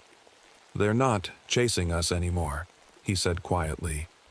I nodded, trying to catch my breath. "Why?" I asked, my voice shaky. Marcus didn't answer right away. Instead, he pointed ahead of us. "Because we're here." I followed his gaze and felt my stomach drop. It was the same enormous tree we'd seen before, the one Marcus had called the heart of the forest. Somehow, we'd circled back to it without realizing it. The carvings on the tree seemed to pulse faintly in the dim light, almost like they were alive. The scattered bones and belongings around its base were still there, but now there were fresh markings in the snow, tracks leading directly to the tree's roots. Marcus stepped closer, his face pale but determined. "This is their sacred place," he said quietly. "It's where they bring their victims." I didn't want to believe him, but everything about this place felt wrong, like the air itself was heavier here. As we stood there staring at the tree, I heard a sound that made my blood run cold, a low growl coming from behind us. I turned, slowly, and saw them, the creatures, emerging from the shadows of the forest. There were more of them now, at least 7 or 8, their massive forms moving with unnatural speed and grace.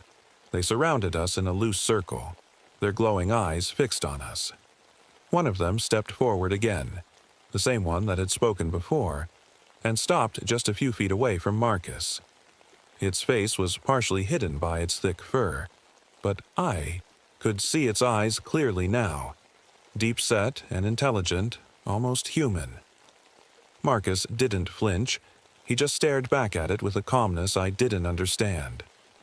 The creature tilted its head slightly before speaking again. "Leave. Or stay. Your choice." Its voice was guttural and broken, but the meaning was clear enough. Marcus turned to me and handed me his pack. "You go," he said firmly. "What?" I stammered, my heart racing. "What are you talking about?"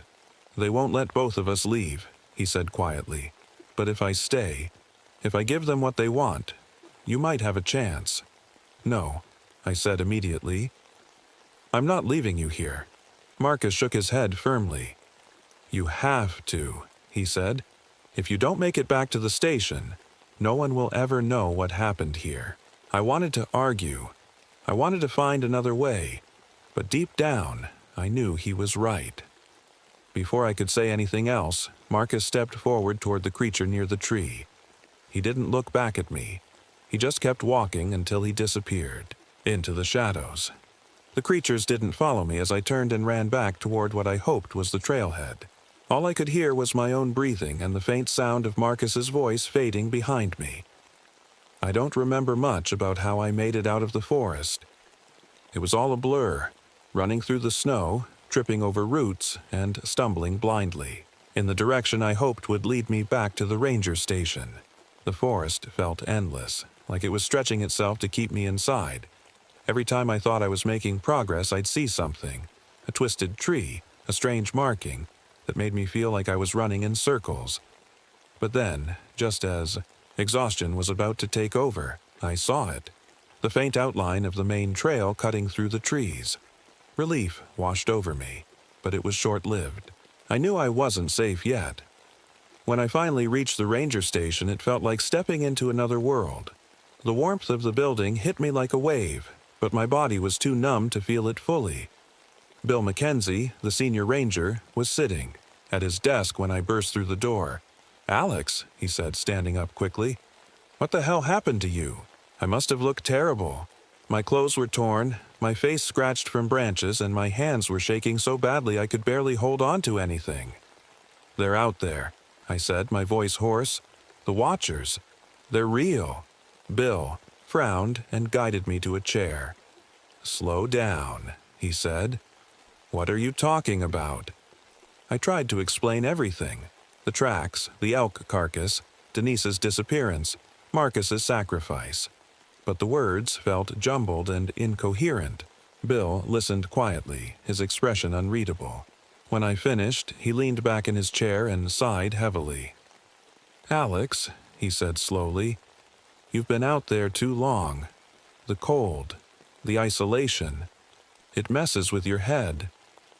I'm not imagining this, I snapped, slamming my hand on the table. You think I did this to myself? You think Denise and Marcus just disappeared for no reason? Bill didn't answer right away. He just stared at me with that same unreadable expression before finally speaking. You're not the first ranger to come back with stories like this, he said quietly. Not by a long shot. His words sent a chill through me that had nothing to do with the cold outside. What do you mean? I asked. Bill hesitated before answering. Over the years, we've had reports. Strange sightings, unexplained disappearances, but nothing anyone could prove. The official line is always the same: animal attacks or hikers getting lost in bad weather. He leaned forward, lowering his voice. But off the record, there's something in that forest we don't understand. I stared at him, my mind racing. Then why don't we close it off? Warn people. Bill shook his head slowly. And say what? That there are monsters in Blackwood Forest? No one would believe us. Not officially.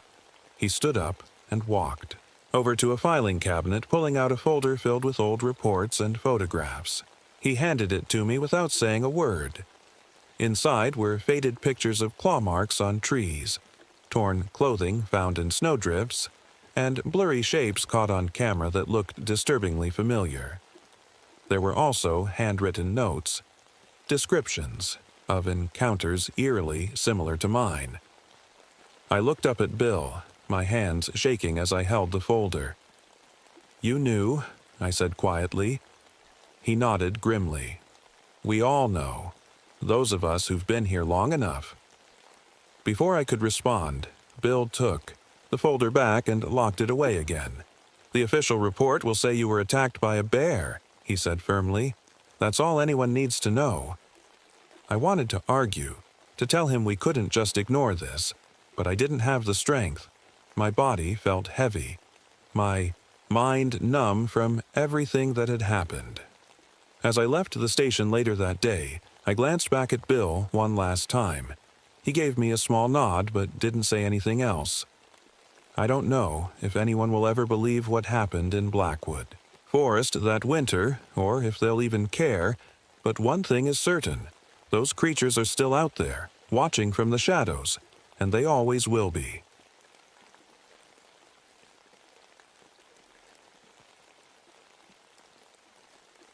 My name is Jack Hawthorne, and I've been a park ranger for nearly 2 decades.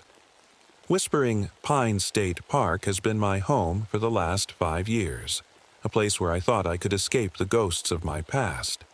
The towering ancient trees, the crisp northern Michigan air, and the quiet solitude helped me keep my demons at bay.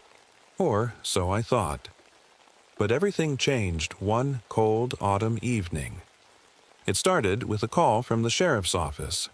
A family of campers, the Coopers, had vanished without a trace. They were supposed to check out that morning, but the park office never heard from them.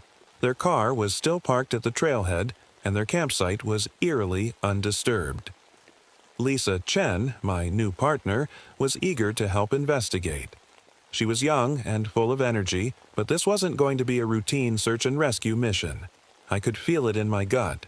Something about this felt wrong.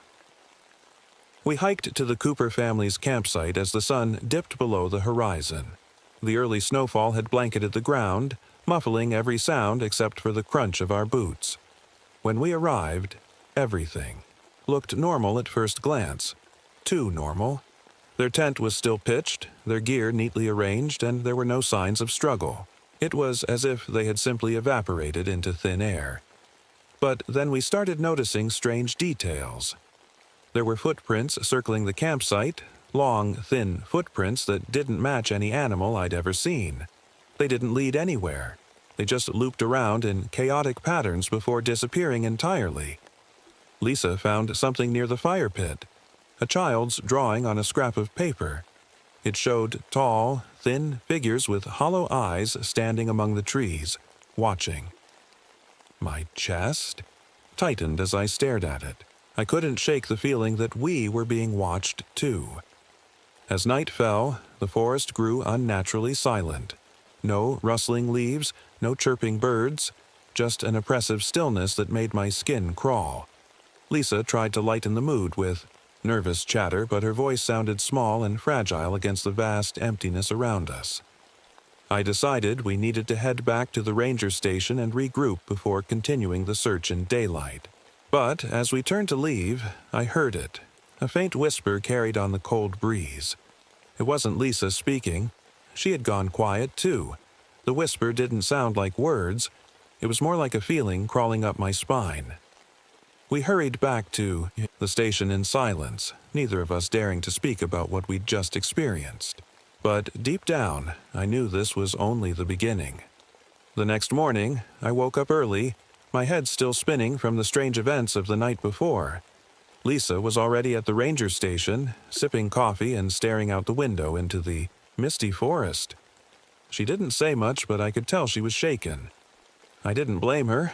I felt it too.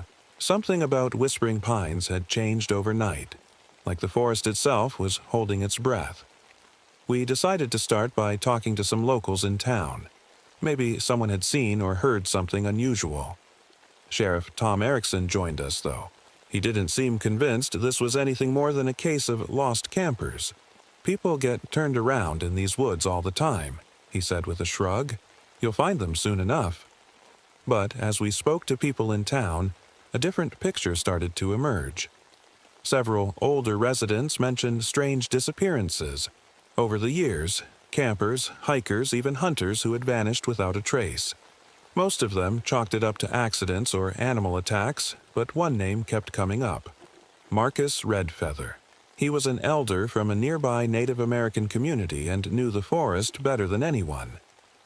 Marcus agreed to meet us at his home near the park's edge. He was quiet at first, studying us with sharp eyes that seemed to see right through us.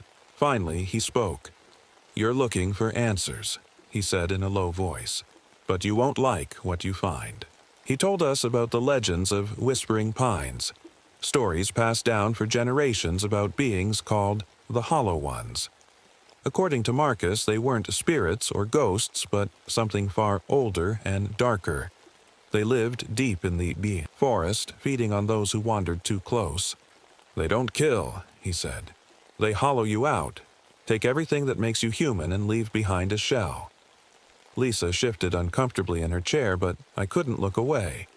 His words felt too real, too close to what we'd seen at the campsite. Back at the park, things were getting stranger by the hour. Animals were behaving oddly, deer bolting through the trees as if something was chasing them, birds abandoning their nests en masse. Even my lucky compass, which had never failed me before, started spinning wildly when we ventured deeper into the woods. Lisa and I stumbled upon something that made my blood run cold. Ancient stone markers hidden among the trees. They were covered in strange symbols that looked like nothing I'd ever seen before. Jagged lines and spirals that seemed almost alive. When you stared at them too long, the air around those markers felt different, heavier somehow, and the silence was deafening. Lisa reached out to touch one of the stones, but I stopped her just in time. "Don't," I said firmly. "We don't know what we're dealing with." As we headed back toward the station, I couldn't shake the feeling that we were being followed. Every so often I'd catch movement out of the corner of my eye, a shadow darting between trees or a flash of pale light, but when I turned to look, there was nothing there. By nightfall, I knew one thing for sure. Whatever had taken, the Cooper family wasn't human. That night, Lisa and I decided to search the woods again. Something about the forest felt different after dark, like it was alive in a way it wasn't during the day. The snow had started falling harder, covering the ground in a thick, silent blanket. The only sounds were the crunch of our boots and the occasional rustle of wind through the trees. We followed the trail deeper into the restricted wilderness area, where few people ever ventured. The air felt colder here, sharper somehow, and the mist seemed thicker, clinging to us like a living thing. Lisa stayed close to me, her flashlight cutting through the fog in jittery beams. As we walked, I started noticing strange things. Trees with bark that looked burned but smelled sweet, patches of ground where the snow wouldn't stick, and faint. Whispers that seemed to come from nowhere. I tried to convince myself it was just the wind playing tricks on us, but deep down, I knew better. Then I saw them. At first, I thought it was just shadows moving between the trees, but as my eyes adjusted to the darkness, I realized they weren't shadows at all. They were figures, tall and impossibly thin, their pale bodies blending into the mist. They moved in ways that didn't make sense, almost like they were flickering in and out of reality. "Jack," Lisa whispered, her voice trembling. "Do you see them?" I nodded slowly, my hand tightening around my flashlight. The figures didn't seem to notice us. Or maybe they didn't care. They just drifted between the trees with an unnatural grace, their movements too smooth to be human. Suddenly, Lisa gasped and dropped her flashlight. "What's wrong?" I asked, turning to her. She looked dazed, her eyes unfocused as if she were staring at something far away. I don't know," she murmured. "I think I blacked out for a second." I felt a chill run down my spine. Lost time. It was something Marcus had warned us about. "Stay close," I said firmly. "We need to get out of here." But before we could leave, we stumbled upon something that stopped us cold. A cave entrance hidden behind a cluster of boulders. It wasn't marked on any map of the park, and judging by its overgrown appearance, no one had been here in years, or maybe even decades. From inside the cave came a sound that made my skin crawl. A faint whispering that wasn't quite human. It wasn't words exactly. It was more like feelings pressed into your mind. Fear, hunger, despair. Lisa took a step closer to the cave as if drawn by some invisible force. "Lisa!" I grabbed her arm and pulled her back. "We're not going in there." She blinked at me like she'd just woken up from a dream. "Sorry," she mumbled, shaking her head. "I don't know what came over me." We backed away from the cave slowly, but I couldn't shake the feeling that something inside was watching us, waiting for us to come closer. By the time we made it back to the station, Lisa was pale and quiet. She didn't say much as she sat, down at her desk and stared blankly at her hands. I knew then that whatever was out there in Whispering Pines wasn't just dangerous, it was something far worse. The next morning, Lisa wasn't herself. She sat at the ranger station, staring out the window with a blank expression. Her usual energy was gone, replaced by a quiet stillness that made me uneasy. I tried talking to her, but she barely responded, just nodded or muttered a few words under her breath. Her skin looked different too, paler than before, almost waxy. I told myself it was just the stress of everything we'd seen, but deep down, I knew something was wrong. Marcus's words about the Hollow Ones kept echoing in my head. Was Lisa changing? I decided to check in with Dr. Evelyn Morris, the anthropologist who had been studying the park's folklore. She was skeptical of the supernatural, but she knew more about the history of Whispering Pines than anyone else. When I described Lisa's behavior and appearance, her face grew serious. "There are accounts," she said quietly, flipping through her notes. "Old stories about people who came into contact with these entities. They would start to change, slowly at first, but then faster as time went on. Their skin would grow pale, their movements unnatural, and eventually," she hesitated, looking at me. "Eventually, they weren't human anymore." I felt a lump in my throat as I listened. "Is there any way to stop it?" I asked. Dr. Morris shook her head. "Not that I've found. Once the transformation begins, it's usually too late." When I returned to the station, Lisa was gone. Panic set in as I grabbed my gear and headed into the woods to find her. The snow had stopped falling, but the mist was thicker than ever, making it hard to see more than a few feet ahead. I called out her name over and over, but the only response was the eerie silence of the forest. Then I saw them, the Cooper children. They were standing in a clearing just ahead of me, their backs turned toward me. "Hey!" I shouted, running toward them. But when they turned around, my heart nearly stopped. Their eyes were black, completely black, and their faces were blank, like masks without emotion. They didn't speak or move. They just stood there, staring at me with those hollow eyes. I froze in place, unsure of what to do. Then they turned and walked deeper into the forest without a sound, disappearing into the mist. I didn't follow them. I couldn't bring myself to move. But as I stood there trembling, I realized something horrifying. Whatever had taken them was using them as bait. When I finally found Lisa hours later, she was standing perfectly still in front of one of those ancient stone markers we'd seen before. Her eyes were wide and glassy, and her skin looked even paler than before. "Lisa," I said cautiously, stepping closer to her, "we need to get out of here." She didn't respond at first, just stared at the marker like she was hypnotized. Then she turned to me slowly, her movements unnaturally smooth. "They're coming," she whispered. "Who's coming?" I asked, my voice shaking. She didn't answer, just smiled faintly before collapsing to the ground like a puppet whose strings had been cut. I carried her back to the station as fast as I could, but I knew time was running out. Whatever had taken hold of Lisa wasn't letting go, and if we didn't act soon, she'd be lost forever. Lisa was barely conscious when I brought her back to the station. Her breathing was shallow, her skin cold to the touch, and her eyes seemed to flicker between normal and something darker. I didn't know what else to do, so I called Dr. Morris and Sheriff Erickson. Whatever was happening to Lisa, I couldn't handle it alone. Dr. Morris arrived carrying a stack of old books and papers, her face grim. "We need answers," she said firmly, "and I think we'll find them in that cave you mentioned." Sheriff Erickson wasn't thrilled about the idea. "You want us to go crawling into some hole in the ground based on campfire stories?"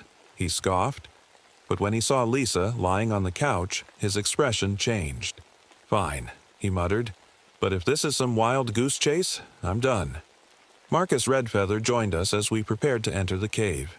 He didn't say much, just handed me a small pouch filled with herbs and told me to keep it close. "It won't stop them," he said quietly, "but it might slow them down." The cave entrance loomed before us like a mouth waiting to swallow us whole.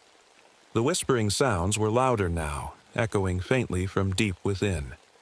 As we stepped inside, the air grew colder, and the walls seemed to close in around us. The tunnels twisted and turned in ways that didn't make sense, like they were shifting as we moved through them. Sheriff Erickson marked our path with chalk, but every time we looked back, the markings were gone. Then we found the chamber. It was massive, with walls covered in ancient paintings that told a story too horrifying to comprehend. The figures in Tsitriutitis, the paintings were tall and thin, emerging from trees and dragging people into the forest. Some of the victims were shown changing, becoming like them. In the center of the chamber were cocoon-like structures hanging from the ceiling, each one pulsating faintly as if alive. Inside one of them, I saw a face, a human face twisted in agony. Sheriff Erickson swore under his breath and backed away. Dr. Morris examined the paintings closely, her hands shaking as she traced one of the symbols. "This isn't just folklore," she whispered. "It's history." Suddenly, a sound echoed through the chamber, a low growl that made my blood run cold. The partially transformed victims emerged from the shadows, their movements jerky and unnatural. Their hollow eyes locked onto us as they began to advance. Sheriff Erickson panicked and bolted down one of the tunnels despite my shouts for him to stay with us. His flashlight disappeared into the darkness, followed by a scream that was cut off abruptly. "We have to go," Dr. Morris shouted as she grabbed my arm. But before we could leave, Lisa appeared at the entrance to the chamber. Her skin was pale as snow now, her eyes dark and empty like those of the Cooper children. She moved with an eerie grace as she stepped closer to us, her lips curling into a faint smile. "Lisa," I said softly, trying to reach her. It's me, Jack." She tilted her head like she was trying to remember me, but then she spoke in a voice that wasn't hers. "You can't stop them." I knew then that Lisa was gone. I stood frozen, staring at Lisa, or what was left of her. Her voice echoed in the chamber, but it wasn't her voice anymore. It was layered, like multiple people speaking at once, and it sent a chill straight through me. Dr. Morris pulled me back, her voice urgent. "Jack, we can't stay here. She's not Lisa anymore." I didn't want to believe it, but deep down, I knew she was right. Lisa's movements were too smooth, too unnatural. Her head tilted slightly as if she were studying us, and then she smiled. A cold, empty smile that made my stomach turn. Marcus stepped forward, holding the pouch of herbs he'd given me earlier.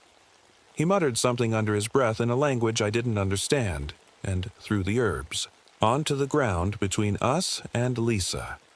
For a moment, she hesitated, her expression flickering with something almost human. Fear? Pain?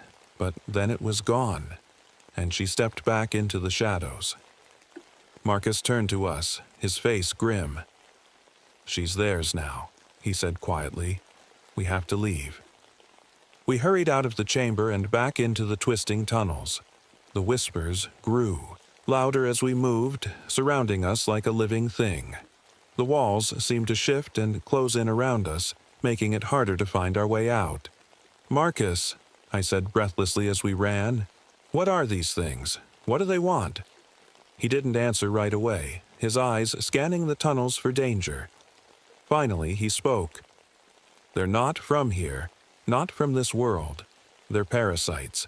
They feed on people, on their minds, their souls, and leave behind empty shells." Dr. Morris nodded as if everything suddenly made sense. "The forest," she said softly. "It's not just a place, it's part of them. That's why the animals are fleeing and why the compasses don't work here. The forest is alive. It's their hunting ground." I felt a wave of nausea as her words sank in. Whispering Pines wasn't just a park. It was a trap, a living organism designed to lure people in and feed them to these things. As we moved deeper into the tunnels, we found Sheriff Erickson, or what was left of him. He was slumped against the wall, his eyes wide open but completely black. His skin had started to change too, pale and waxy like Lisa's. "We're running out of time," Marcus said urgently. "If we don't stop this now, they'll spread beyond the forest." I didn't know how we were supposed to stop something like this, something so ancient and powerful. But I knew one thing for sure. We couldn't let them win. We barely made it out of the tunnels alive. The walls seemed to shift behind us, closing off paths and opening new ones, like the cave itself was trying to trap us. The whispers grew louder, more insistent, until they were almost deafening.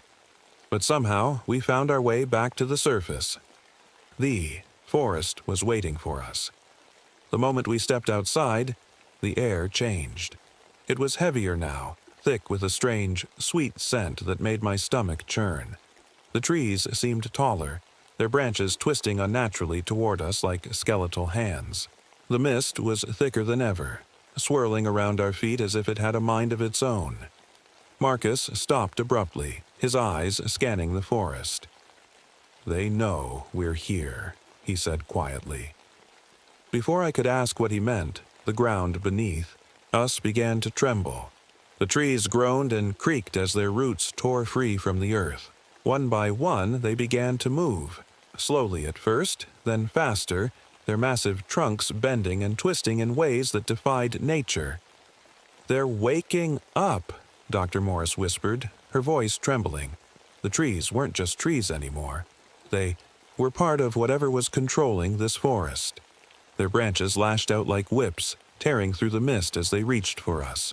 We ran as fast as we could, dodging roots that erupted from the ground and branches that swung down like clubs. But it wasn't just the forest coming after us.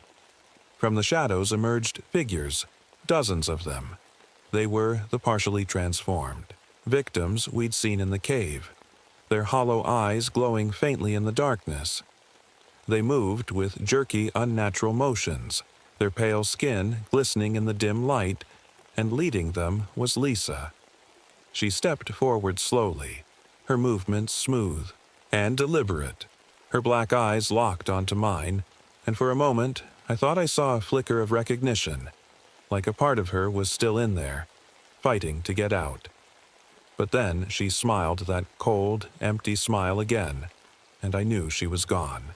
Dr. Morris grabbed my arm. "We can't fight them," she said urgently. "We have to get to the cave entrance and seal it before it's too late." Marcus nodded grimly. "The cave is their gateway. If we collapse it, we might be able to cut them off." The problem was getting there. The forest came alive around us as we ran, trees uprooting themselves to block our path, roots snaking across the ground to trip us up. The transformed victims followed close behind, their hollow eyes glowing brighter as they closed in on us. One of them lunged at Dr. Morris, its claw-like fingers swiping at her arm. She cried out in pain but kept running, clutching her bleeding arm as we pushed forward. Finally, we reached the cave entrance. Marcus pulled out a bundle of explosives he'd brought with him, old dynamite sticks wrapped tightly together, and began setting them around the entrance. But the creatures weren't going to let us finish without a fight. Lisa stepped forward again, her black eyes fixed on me. "Jack," she said softly, her voice layered with that strange echoing tone. "You don't have to do this." I froze for a moment, my heart pounding in my chest. It sounded like her, like the real Lisa. But I knew better. This wasn't her anymore. It was them speaking through her. "Don't listen to it," Marcus shouted as he worked frantically to set up the explosives, but Lisa, or whatever she had become, took another step closer. "You can join us," she said. "It's not so bad, once you let go." Her words sent a chill down my spine, but I forced myself to look away and focus on Marcus's work. "How much longer?" I asked him urgently. "Almost there," he muttered through gritted teeth. Dr. Morris stepped forward suddenly, holding a flare in her hand. "Go!" she shouted at me and Marcus. "I'll hold them off." "No!" I shouted back, but before I could stop her she lit the flare and threw herself toward the advancing creatures. The last thing I saw was her surrounded by those hollow-eyed figures as she swung the flare wildly in every direction. Her screams echoed through the forest as Marcus finished setting up the explosives and grabbed my arm. "We have to go," he shouted. We ran as fast as we could away from the cave entrance, leaving Dr. Morris behind. When we were at a safe distance, Marcus handed me the detonator. "Do it," he said quietly. I hesitated for just a moment, long enough for Lisa's face to flash through my mind again. But then I pressed the button. The explosion shook the ground beneath our feet as fire and debris erupted from the cave entrance. The creatures screamed, a high-pitched wail that made my ears ring, and then everything went silent. The forest stopped moving. The mist began to clear, and for a moment I thought it was over. But deep down, I wasn't so sure. The explosion left the forest eerily quiet. The mist began to lift, revealing the twisted remains of the cave entrance. Marcus and I stood there, catching our breath as the echoes of the blast faded into the distance. For a moment, I thought we'd done it, that we'd stopped whatever was lurking in Whispering Pines. But then I saw them. The transformed victims didn't vanish like I'd hoped. They were still there, standing motionless among the trees. Their hollow eyes stared at us, unblinking, and their pale skin glistened faintly in the moonlight. It was as if they were waiting for something. Or someone. "We didn't stop them," Marcus said quietly, his voice heavy with regret.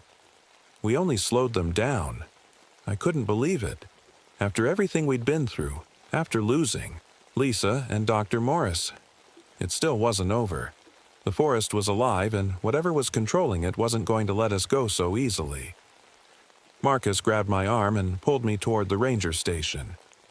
"We need to warn people," he said urgently. "If this spreads beyond the park." I didn't need him to finish the sentence.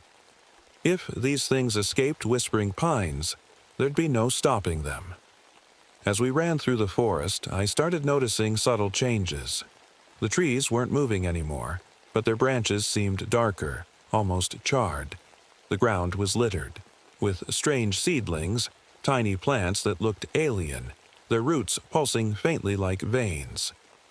And then Sheriff Erickson appeared. He stepped out from behind a tree, his black eyes glowing faintly in the darkness. His movements were smooth and deliberate, just like Lisa's had been before she transformed completely. "Jack," he said in that layered voice that wasn't his own, "you can't run from this." Marcus pulled out a knife and stepped between me and Erickson. "Keep moving," he said firmly. "I'll handle him." "No," I shouted, but Marcus didn't listen. He lunged at Erickson with the knife, aiming for his chest. Erickson moved faster than I thought possible, dodging Marcus's attack and grabbing him by the throat. Marcus struggled against him, but Erickson's strength was unnatural, inhuman. I couldn't just leave him there. Grabbing a fallen branch from the ground, I swung it as hard as I could at Erickson's head. The impact knocked him backward, giving Marcus just enough time to break free. "Go!" Marcus shouted again, his voice strained. We ran together toward the ranger station, leaving Erickson behind in the shadows. But I knew he wouldn't stay down for long. When we finally reached the station, I grabbed the radio and called for help. "This is Ranger Jack Hawthorne," I said urgently. "We need immediate evacuation of Whispering Pines State Park." The human dispatcher on the other end sounded confused, but promised to send help right away. Marcus leaned against the wall, breathing heavily as he looked out the window into the forest. "They're not done," he said quietly. "They'll find another way." I didn't respond. I couldn't.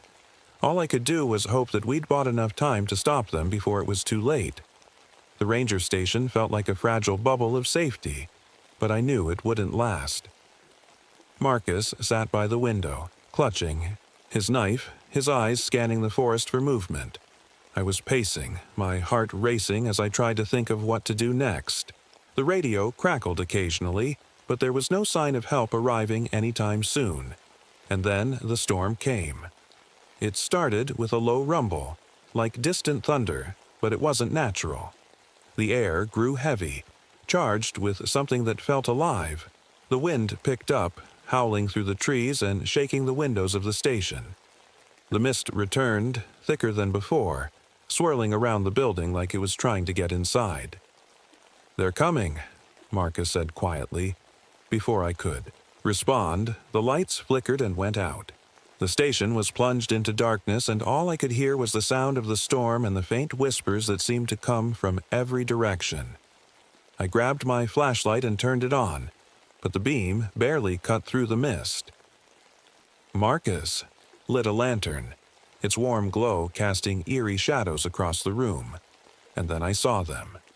Figures appeared in the mist outside, tall and thin, their movements smooth and deliberate. Their hollow eyes glowed faintly as they surrounded the station, their pale bodies blending into the swirling fog. Among them was Lisa, her black eyes fixed on me as she stepped closer to the window. "They're not going to stop," Marcus said, firmly. "We have to end this." "How?" I asked desperately.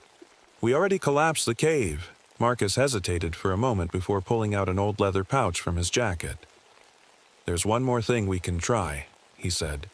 "It's an ancient ritual, something my ancestors used to weaken them. I didn't understand how a ritual could stop something this powerful, but at this point, I had no choice but to trust him." Marcus began preparing the ritual, drawing symbols on the floor with ash from the fireplace and chanting softly under his breath. The air inside the station grew colder as he worked, and I could feel the presence of those things pressing against us like a weight. The storm outside grew louder, shaking the walls of the station as if trying to tear it apart. The figures moved closer, their hollow eyes glowing brighter as they surrounded us completely. And then Lisa spoke. "Jack," she said in that layered voice that wasn't hers, "you don't have to fight this.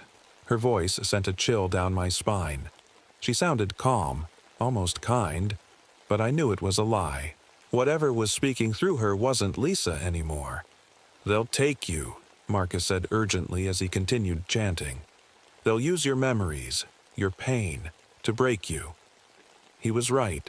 Lisa's voice shifted suddenly, mimicking someone else entirely. My old war buddy from Vietnam who had died, saving my life. "Jack," it said softly, "you don't have to carry this anymore."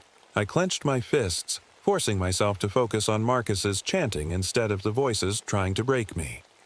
Suddenly, Marcus shouted something in his native language and threw a handful of herbs into the fire pit. The flames roared to life, casting bright light across the room and pushing back against the mist outside. The figures recoiled slightly, their movements jerky and unnatural as they tried to resist whatever Marcus had done. "It's working," Marcus shouted over the noise of the storm. But then Lisa stepped forward again, closer than before, and pressed her hand against the window pane. The glass cracked under her touch as she stared at me with those empty black eyes. "Jack," she whispered softly. "Let go." I didn't know what came over me in that moment, whether it was anger or desperation, but I grabbed my lucky compass from my pocket and held it tightly in my hand. "This saved me once," I muttered under my breath. "It'll save me again." With one final push of courage, I turned toward Marcus and nodded. "Do it!" I shouted. Marcus threw another handful of herbs into the fire pit and shouted something louder than before, a word that seemed to vibrate through the air itself. The storm outside exploded into chaos as lightning struck nearby trees and wind tore through, branches like knives. The figures screamed, a high-pitched wail that made my ears ring, and then they began to dissolve into mist. Lisa was the last to disappear. Her hollow eyes locked onto mine one final time before she faded away completely, leaving behind only silence. The silence after the storm was deafening.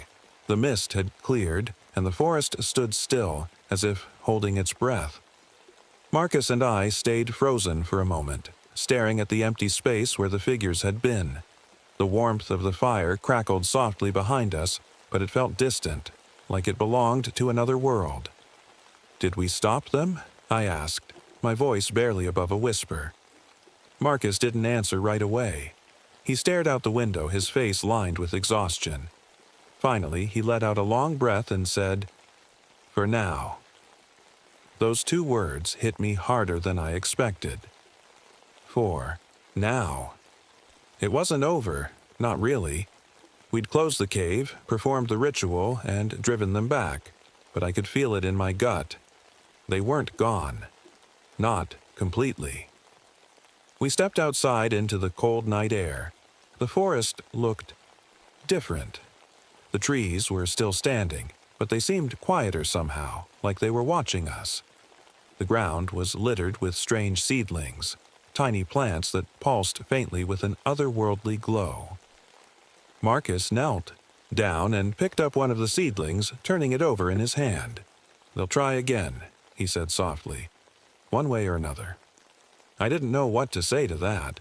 All I could think about was Lisa, how she'd fought so hard to stay human but had been taken anyway, and Dr. Morris, who'd sacrificed herself so we could make it out alive. We walked back to the ranger station in silence. The radio crackled faintly as I sat down at my desk and stared at the map of Whispering Pines spread out in front of me. The cave was marked with a red X now, a place no one would ever go again. At least, that's what I told myself. The official report labeled everything as a tragic wildfire and landslide caused by unstable ground near the cave system. No mention of the Hollow Ones or what we'd seen in those tunnels. No mention of Lisa or Sheriff Erickson or the Coopers. I was hailed as a hero for evacuating the park and preventing further loss of life, but it didn't feel like a victory. Not with everything I'd seen and lost. A few days later, as I was packing up my things to leave Whispering Pines for good, I noticed something on the windowsill of the station, a small seedling growing in a tiny patch of soil. It looked ordinary, At first glance, just another plant, but as I leaned closer, I saw it pulse faintly with that same otherworldly glow as the ones we'd seen in the forest. My heart raced as I reached out to touch it, but before my fingers could make contact, its tiny tendrils shot out like lightning and wrapped around my wrist. I froze, staring at it in horror as it tightened its grip. The whispers returned. Soft at first, but growing louder with every passing second. And then, nothing. The tendrils loosened and fell away like dead vines, leaving behind only a faint mark on my skin. A mark that looked eerily similar to the symbols we'd seen in the cave. I stared at it for a long time before grabbing my bag and walking out of the station without looking back. As I drove away from Whispering Pines for what I hoped would be the last time, one thought kept running through my mind. They weren't gone. Not really, and someday, they'd be back.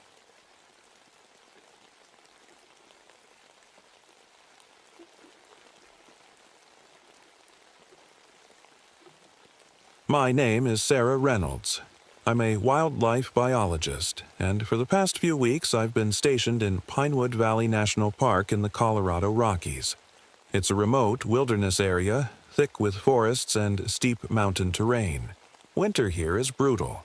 Heavy snowfall, biting winds, and temperatures that can freeze you solid. But I'm used to tough conditions. I've spent years studying predator behavior in harsh environments, and before that, I served in the military. Survival training is second nature to me. I came here to investigate strange patterns in animal behavior. Predators, like wolves and mountain lions, seem to be avoiding certain areas of the forest entirely, and prey animals were disappearing at an alarming rate. At first, I thought it might be due to human activity, illegal hunting, or maybe even some kind of environmental disturbance. But what I found was far stranger than anything I could have imagined. It started with the tracks. Massive footprints in the snow, bigger than anything I'd ever seen before. They were humanoid, 2 legs instead of 4, but far too large to be human. Each step was spaced wide apart as if whatever made them was towering over me. I followed them for hours, but they disappeared near a rocky outcrop where the snow had melted slightly. That night, I checked my trail cameras. Most of the footage was normal. Deer grazing, a fox darting through the trees. But then I saw it. A blurred figure moving through the darkness. It was tall, much taller than any person or animal I'd seen before, and it moved with an unnatural speed. The image was distorted, almost like the camera itself had malfunctioned. At first, I thought it might be a bear standing on its hind legs or maybe even a trick of the light.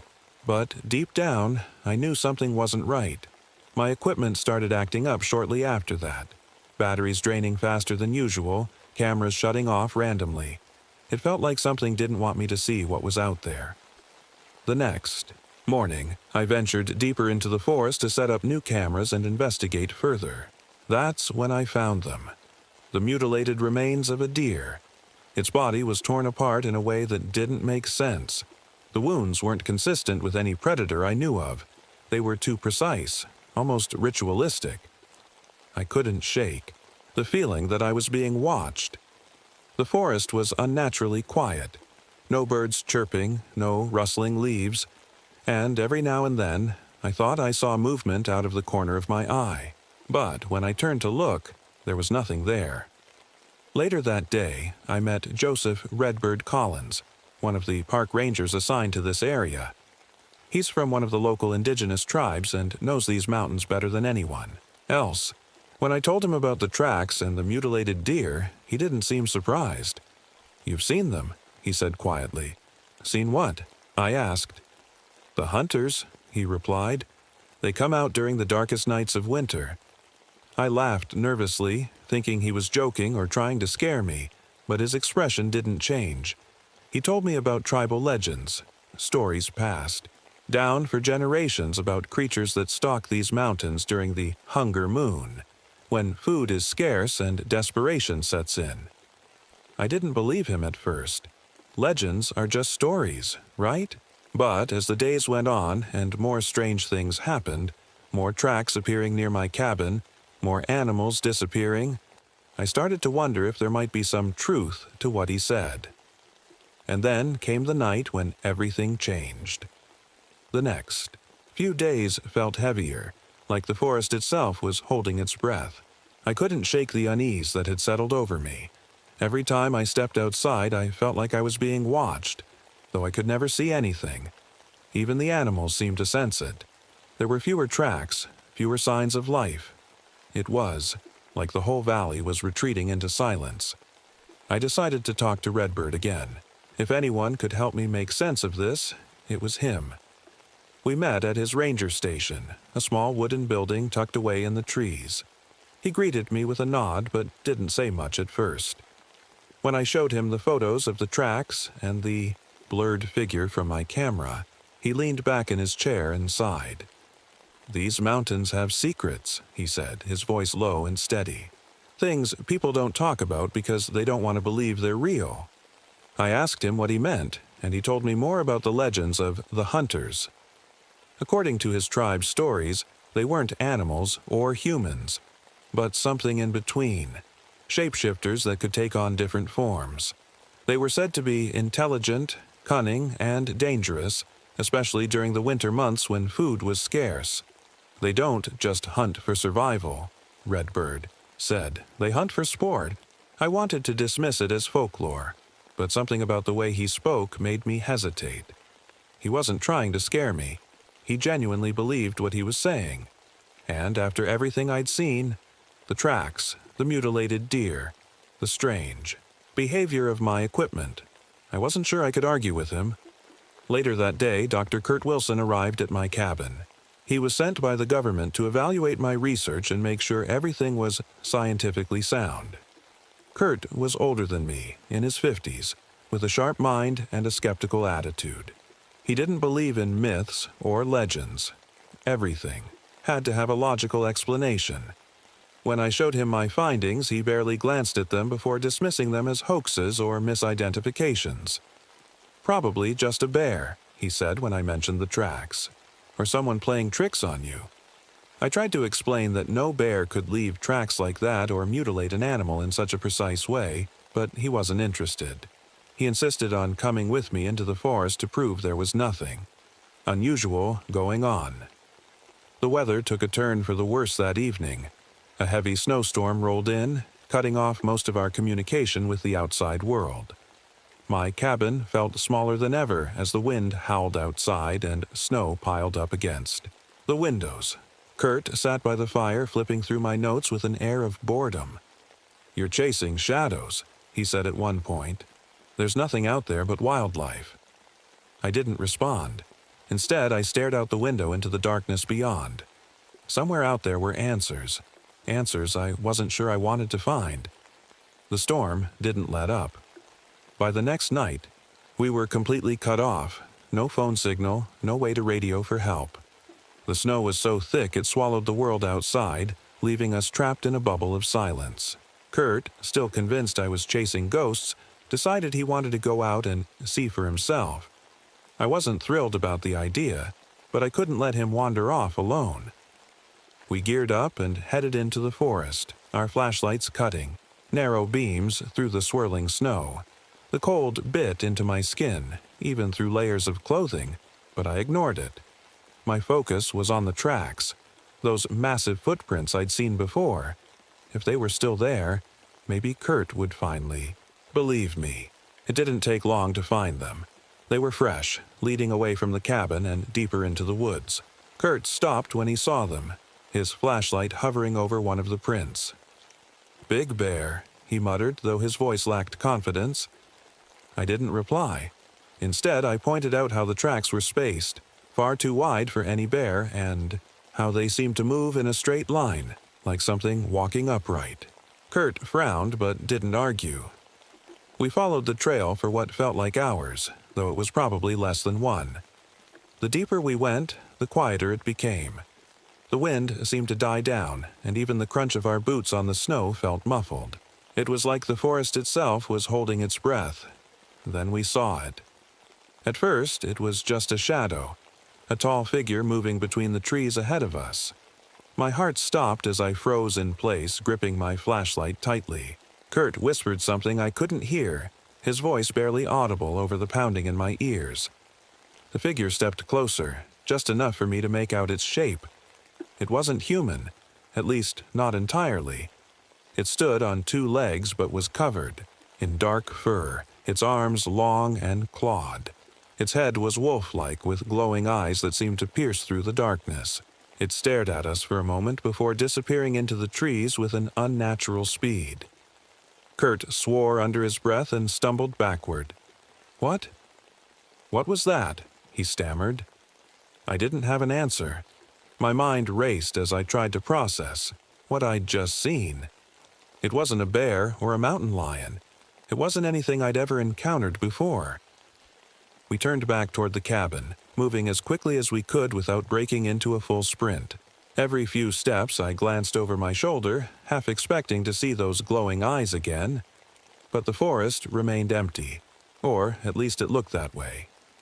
When we finally reached the cabin and locked ourselves inside, Kurt collapsed onto a chair by the fire. His face was pale, his hands shaking slightly. "It's just an animal," he muttered to himself, though he didn't sound convinced. I checked my recording equipment later that night and found something chilling. Audio clips of low growls and strange vocalizations that sounded almost human.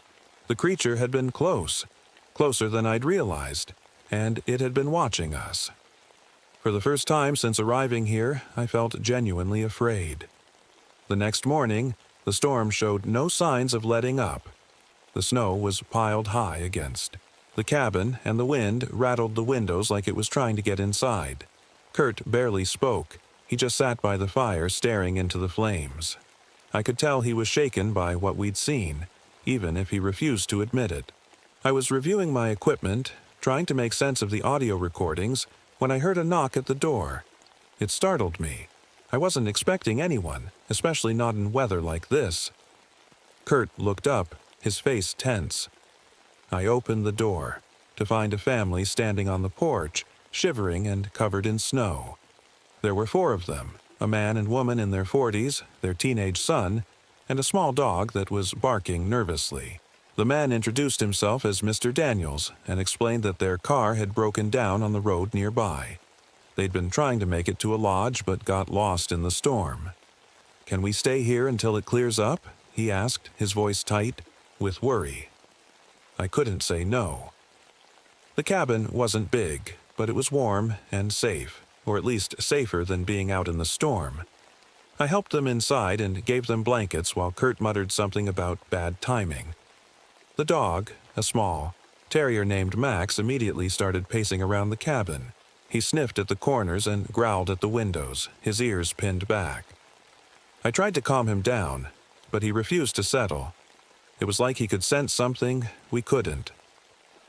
That night, things got worse. The Daniels' teenage son, his name was Jake, claimed he saw someone outside. He'd been looking out the window when he spotted a figure standing at the edge of the tree line. At first, he thought it was a person, but then he noticed how tall it was and how its eyes seemed to glow in the dark. "It was watching us," Jake said quietly, his voice trembling. I grabbed my flashlight and went to check, but there was nothing there, just snow and shadows. Still, I couldn't shake the feeling that Jake wasn't lying. As the night went on, Max's behavior grew more erratic. He barked at random intervals and refused to go near certain parts of the cabin. When I tried to take him outside for a quick walk, he pulled against his leash so hard I had to carry him back inside. The forest felt alive with tension. Every sound, the creak of the cabin walls, the howl of the wind, seemed sharper than before. And then came the voices. At first, I thought I was imagining it, a faint sound drifting through the storm. But as I listened closer, I realized it wasn't just noise. It sounded like someone calling out for help. Only their voice was wrong. It was too deep and distorted, like it had been stretched or twisted somehow. Kurt heard it too. He sat up straight in his chair and looked at me with wide eyes. "Is that?" he started to say but didn't finish. I didn't answer. Instead, I checked my cameras again and found something chilling. Blurred figures moving just outside the cabin's perimeter. They were circling us like predators stalking prey. The Daniels family huddled together in one corner of the room while Max barked furiously at the door. Jake kept glancing out the window as if expecting to see those glowing eyes again. "They're studying us," I whispered to Kurt. He didn't respond. He just stared at me with an expression that said everything I needed to know. We weren't alone anymore. The storm seemed endless, trapping us in the cabin like prisoners. The Daniels family tried to stay calm, but I could see the fear in their eyes. Even Kurt, who had been so dismissive before, was quieter now. He kept glancing at the windows, his jaw clenched tight. That night, things took a turn for the worse. Started with Max. The little dog had been restless all day, pacing and barking at nothing. But as darkness fell, he grew frantic. He scratched at the door, whining and growling like he was desperate to get outside, or maybe desperate to get away from something inside. I tried to calm him down, but he wouldn't listen. Then, suddenly, he stopped barking. He stood still by the door, his ears pinned back and his body trembling. Before I could stop him, he bolted outside into the snow. "Max!" Jake shouted, running after him. I grabbed my flashlight and followed Jake out into the storm. The cold hit me like a wall, but I pushed through it, calling out for Max. The snow was deep and blinding, making it hard to see more than a few feet. Ahead, Jake stopped abruptly and pointed toward the tree line. "There," he said. I aimed my flashlight in the direction he was pointing and froze. There was blood, bright red against the white snow, and tracks leading away from it. They weren't Max's tracks. They were bigger, heavier, humanoid. Jake whispered, his voice breaking. I pulled him back toward the cabin, my heart racing. Whatever had taken Max was still out there, and I wasn't about to let it take anyone else. When we got back inside, I locked the door and checked all the windows. The Daniels family looked at me with wide eyes, their fear now palpable. Mr. Daniels tried to comfort Jake while his wife sat silently in the corner, her face pale. "They're getting closer," Kurt said quietly from his chair by the fire. I nodded, but didn't respond. My cameras confirmed what I already knew. The creatures were circling us now, testing our defenses. They moved with an eerie intelligence, avoiding the cameras and staying just out of sight. But every so often, I caught glimpses of them. Tall figures with glowing eyes and clawed hands. The voices came back that night, louder than before. They sounded human at first, pleas for help or cries of pain. But there was something wrong about them. The tones were off, distorted in a way that made my skin crawl. "They're trying to lure us out," Redbird had warned me earlier when we talked about the legends. Now I understood what he meant. Kurt decided he'd had enough of sitting around and insisted on going outside to investigate. "This is ridiculous," he said as he pulled on his coat. "We're letting fear control us." I tried to stop him. To explain that whatever was out there wasn't something we could handle, but he wouldn't listen. He grabbed a flashlight and stepped out into the storm alone. He didn't come back for hours. When he finally stumbled through the door, his face was pale and his coat was torn. Blood soaked one of his sleeves where something had clawed him deep. Enough to leave marks.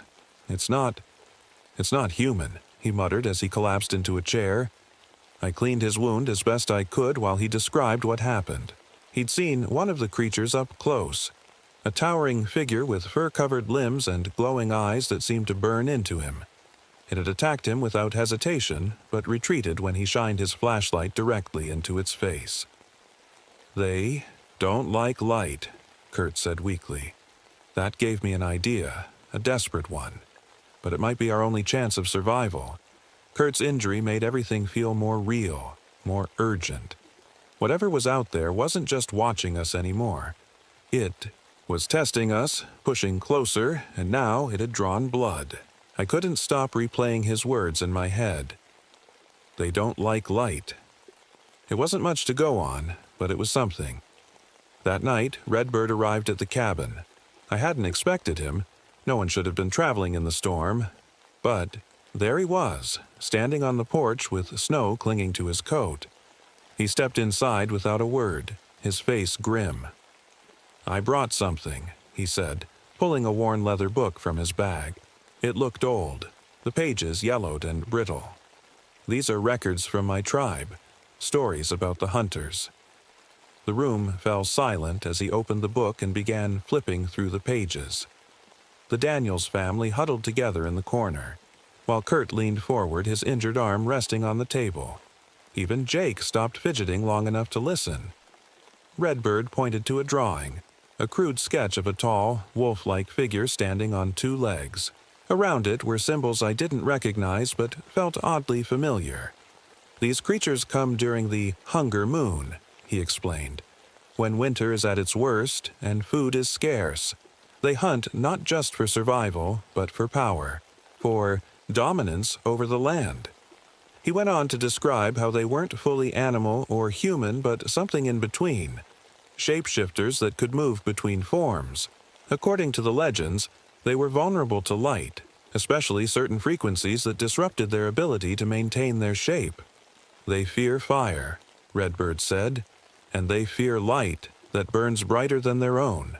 I thought about my research equipment, the experimental cameras and light-based deterrents I'd brought with me to study predator behavior. If these creatures were truly vulnerable to light, maybe I could use my equipment against them. But there was more.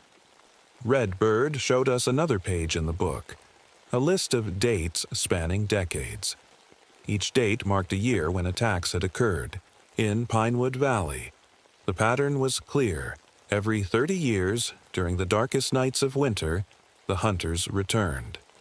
"This year marks another cycle," Redbird said quietly. I felt a chill run down my spine as I realized what he meant. We weren't just dealing with random encounters. This was part of something bigger, something that had been happening for generations. As we talked, I noticed Jake staring at one of the symbols in the book, the same symbol I'd seen carved into trees near the tracks and even etched into some of the mutilated animals. "What does that mean?" Jake asked, pointing to it. Redbird hesitated before answering. "It's their mark," he said.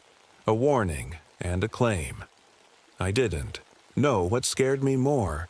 The idea that these creatures were marking their territory or the possibility that we were already inside it. The storm grew worse that night, howling around the cabin like it was alive. The wind slammed against the walls and the snow piled so high against the windows that we couldn't see anything outside. It felt like the world had shrunk down to just this one room, and the weight of what Redbird had told us hung heavy in the air. We tried to keep busy, checking the doors, reinforcing the windows, but there was only so much we could do. The Daniels family stayed close together, whispering quietly while Jake kept glancing at the book Redbird had brought. Kurt was pale and weak from his injury, but he refused to rest. He sat near the fire, gripping a flashlight like it was his lifeline. I was setting up my equipment, modifying my cameras and light traps to emit stronger beams, when I heard it. A low growl, deep and guttural, coming from just outside the cabin. Everyone froze. "What was that?" Mrs. Daniels whispered, her voice trembling. I grabbed my flashlight and moved toward the window, my heart pounding in my chest. The growl came again, closer this time, followed by a sound that made my blood run cold, scratching. Something was clawing at the walls. "They're here," Redbird said quietly. The scratching grew louder, more insistent, and then came another sound. Voices. At first, they were faint, distorted by the wind, but as I listened closer, I realized they were mimicking us. I heard Jake's voice calling for Max, even though he was sitting right next to me. Then I heard Kurt's voice saying something he hadn't said all night. "They're trying to lure us out," Redbird warned. I checked my cameras and saw them. Tall figures moving through the snow, circling the cabin like wolves stalking prey. Their glowing eyes pierced through the darkness, and their movements were deliberate, calculated. They weren't rushing in. They were testing us. Then came the first breach. The power went out suddenly, plunging us into darkness except for the faint glow of the fire. Mr. Daniels jumped up to check the generator but stopped when Redbird grabbed his arm. "Don't go out there," he said firmly. But Mr. Daniels didn't listen. He grabbed a flashlight and opened the door before anyone could stop him. The cold rushed in like a wave as he stepped outside into the storm. "Dad!" Jake shouted. We waited in tense silence as Mr. Daniels disappeared into the snow. A few minutes later, we heard him scream, a short, sharp cry that cut off abruptly. Jake bolted for the door, but I grabbed him before he could leave. "You can't go out there," I said firmly. "But my dad," he started to say before breaking down, into sobs. I locked the door again and tried to calm him down while Mrs. Daniels stared blankly at the floor, tears streaming down her face. Kurt stood by one of the windows with his flashlight aimed outside, his face pale and grim. "They're getting in," he muttered. He was right. The creatures weren't just circling anymore. They were attacking.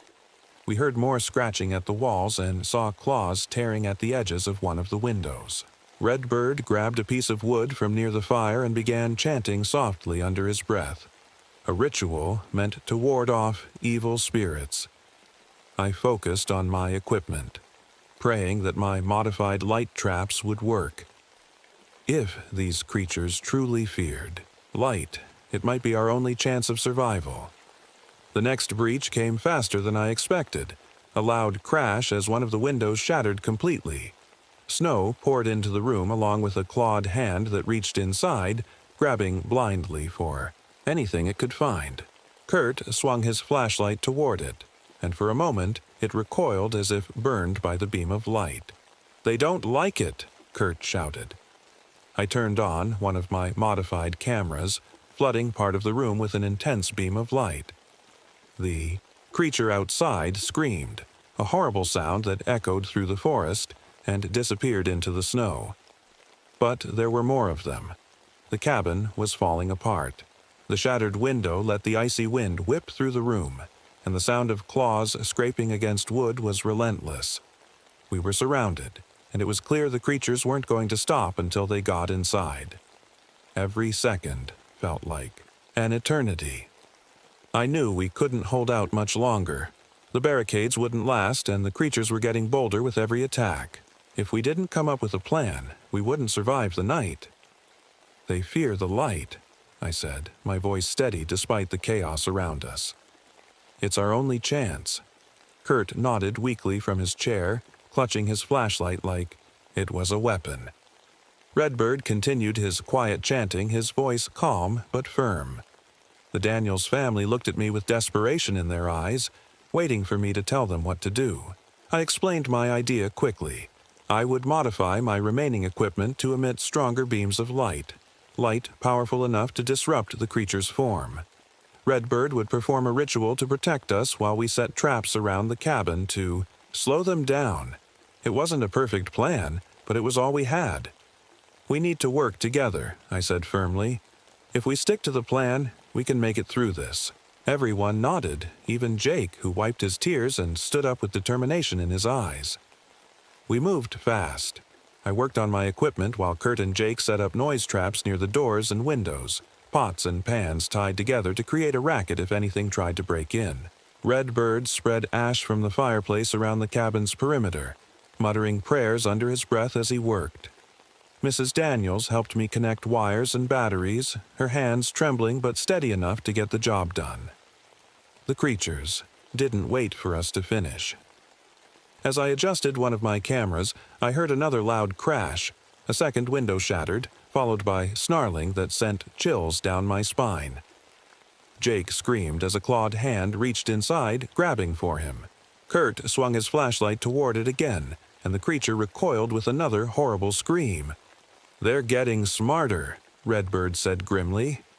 I turned on one of my modified light traps just as another creature tried to break through the door. The beam of light hit it directly, and for a moment, its form flickered.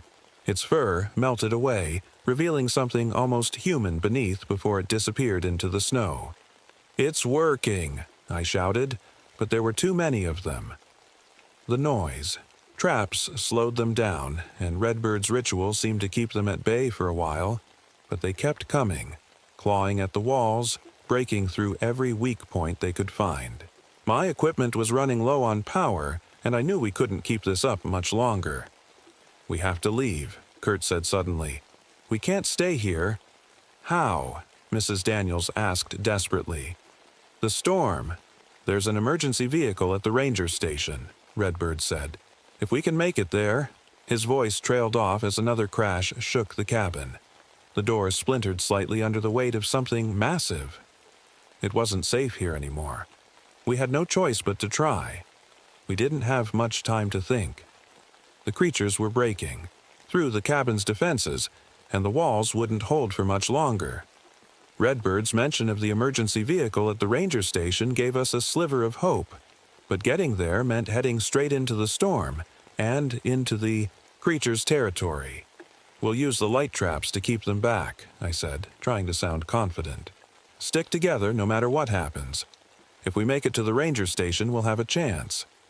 Everyone nodded, though fear was etched into their faces. Jake clung to his mother's arm, his eyes wide. Kurt struggled to stand but managed to grab one of the flashlights and a makeshift weapon, a piece of wood with nails hammered into it. Redbird packed his ritual supplies, his movements calm and deliberate. I grabbed my modified cameras and light equipment, praying they would hold out long enough for us to escape. The moment we opened the door, the cold hit us like a wall. The snow was blinding, and the wind howled so loudly it drowned out everything else. But it didn't take long for us to realize we weren't alone. The glowing eyes appeared first, dozens of them, scattered through the trees like fireflies in the dark. The creatures moved closer, their forms barely visible through the storm. They were massive, hunched figures with clawed hands and wolf-like faces that flickered unnaturally in the light of our flashlights. "Stay close," I shouted over the wind. We moved as quickly as we could, stumbling through the deep snow toward the ranger station. The creatures followed us, their growls cutting through the storm like knives. Every few steps, one of them would lunge forward, testing our defenses. I turned on one of my light traps just as a creature charged at Kurt. The beam hit it directly and its form flickered violently.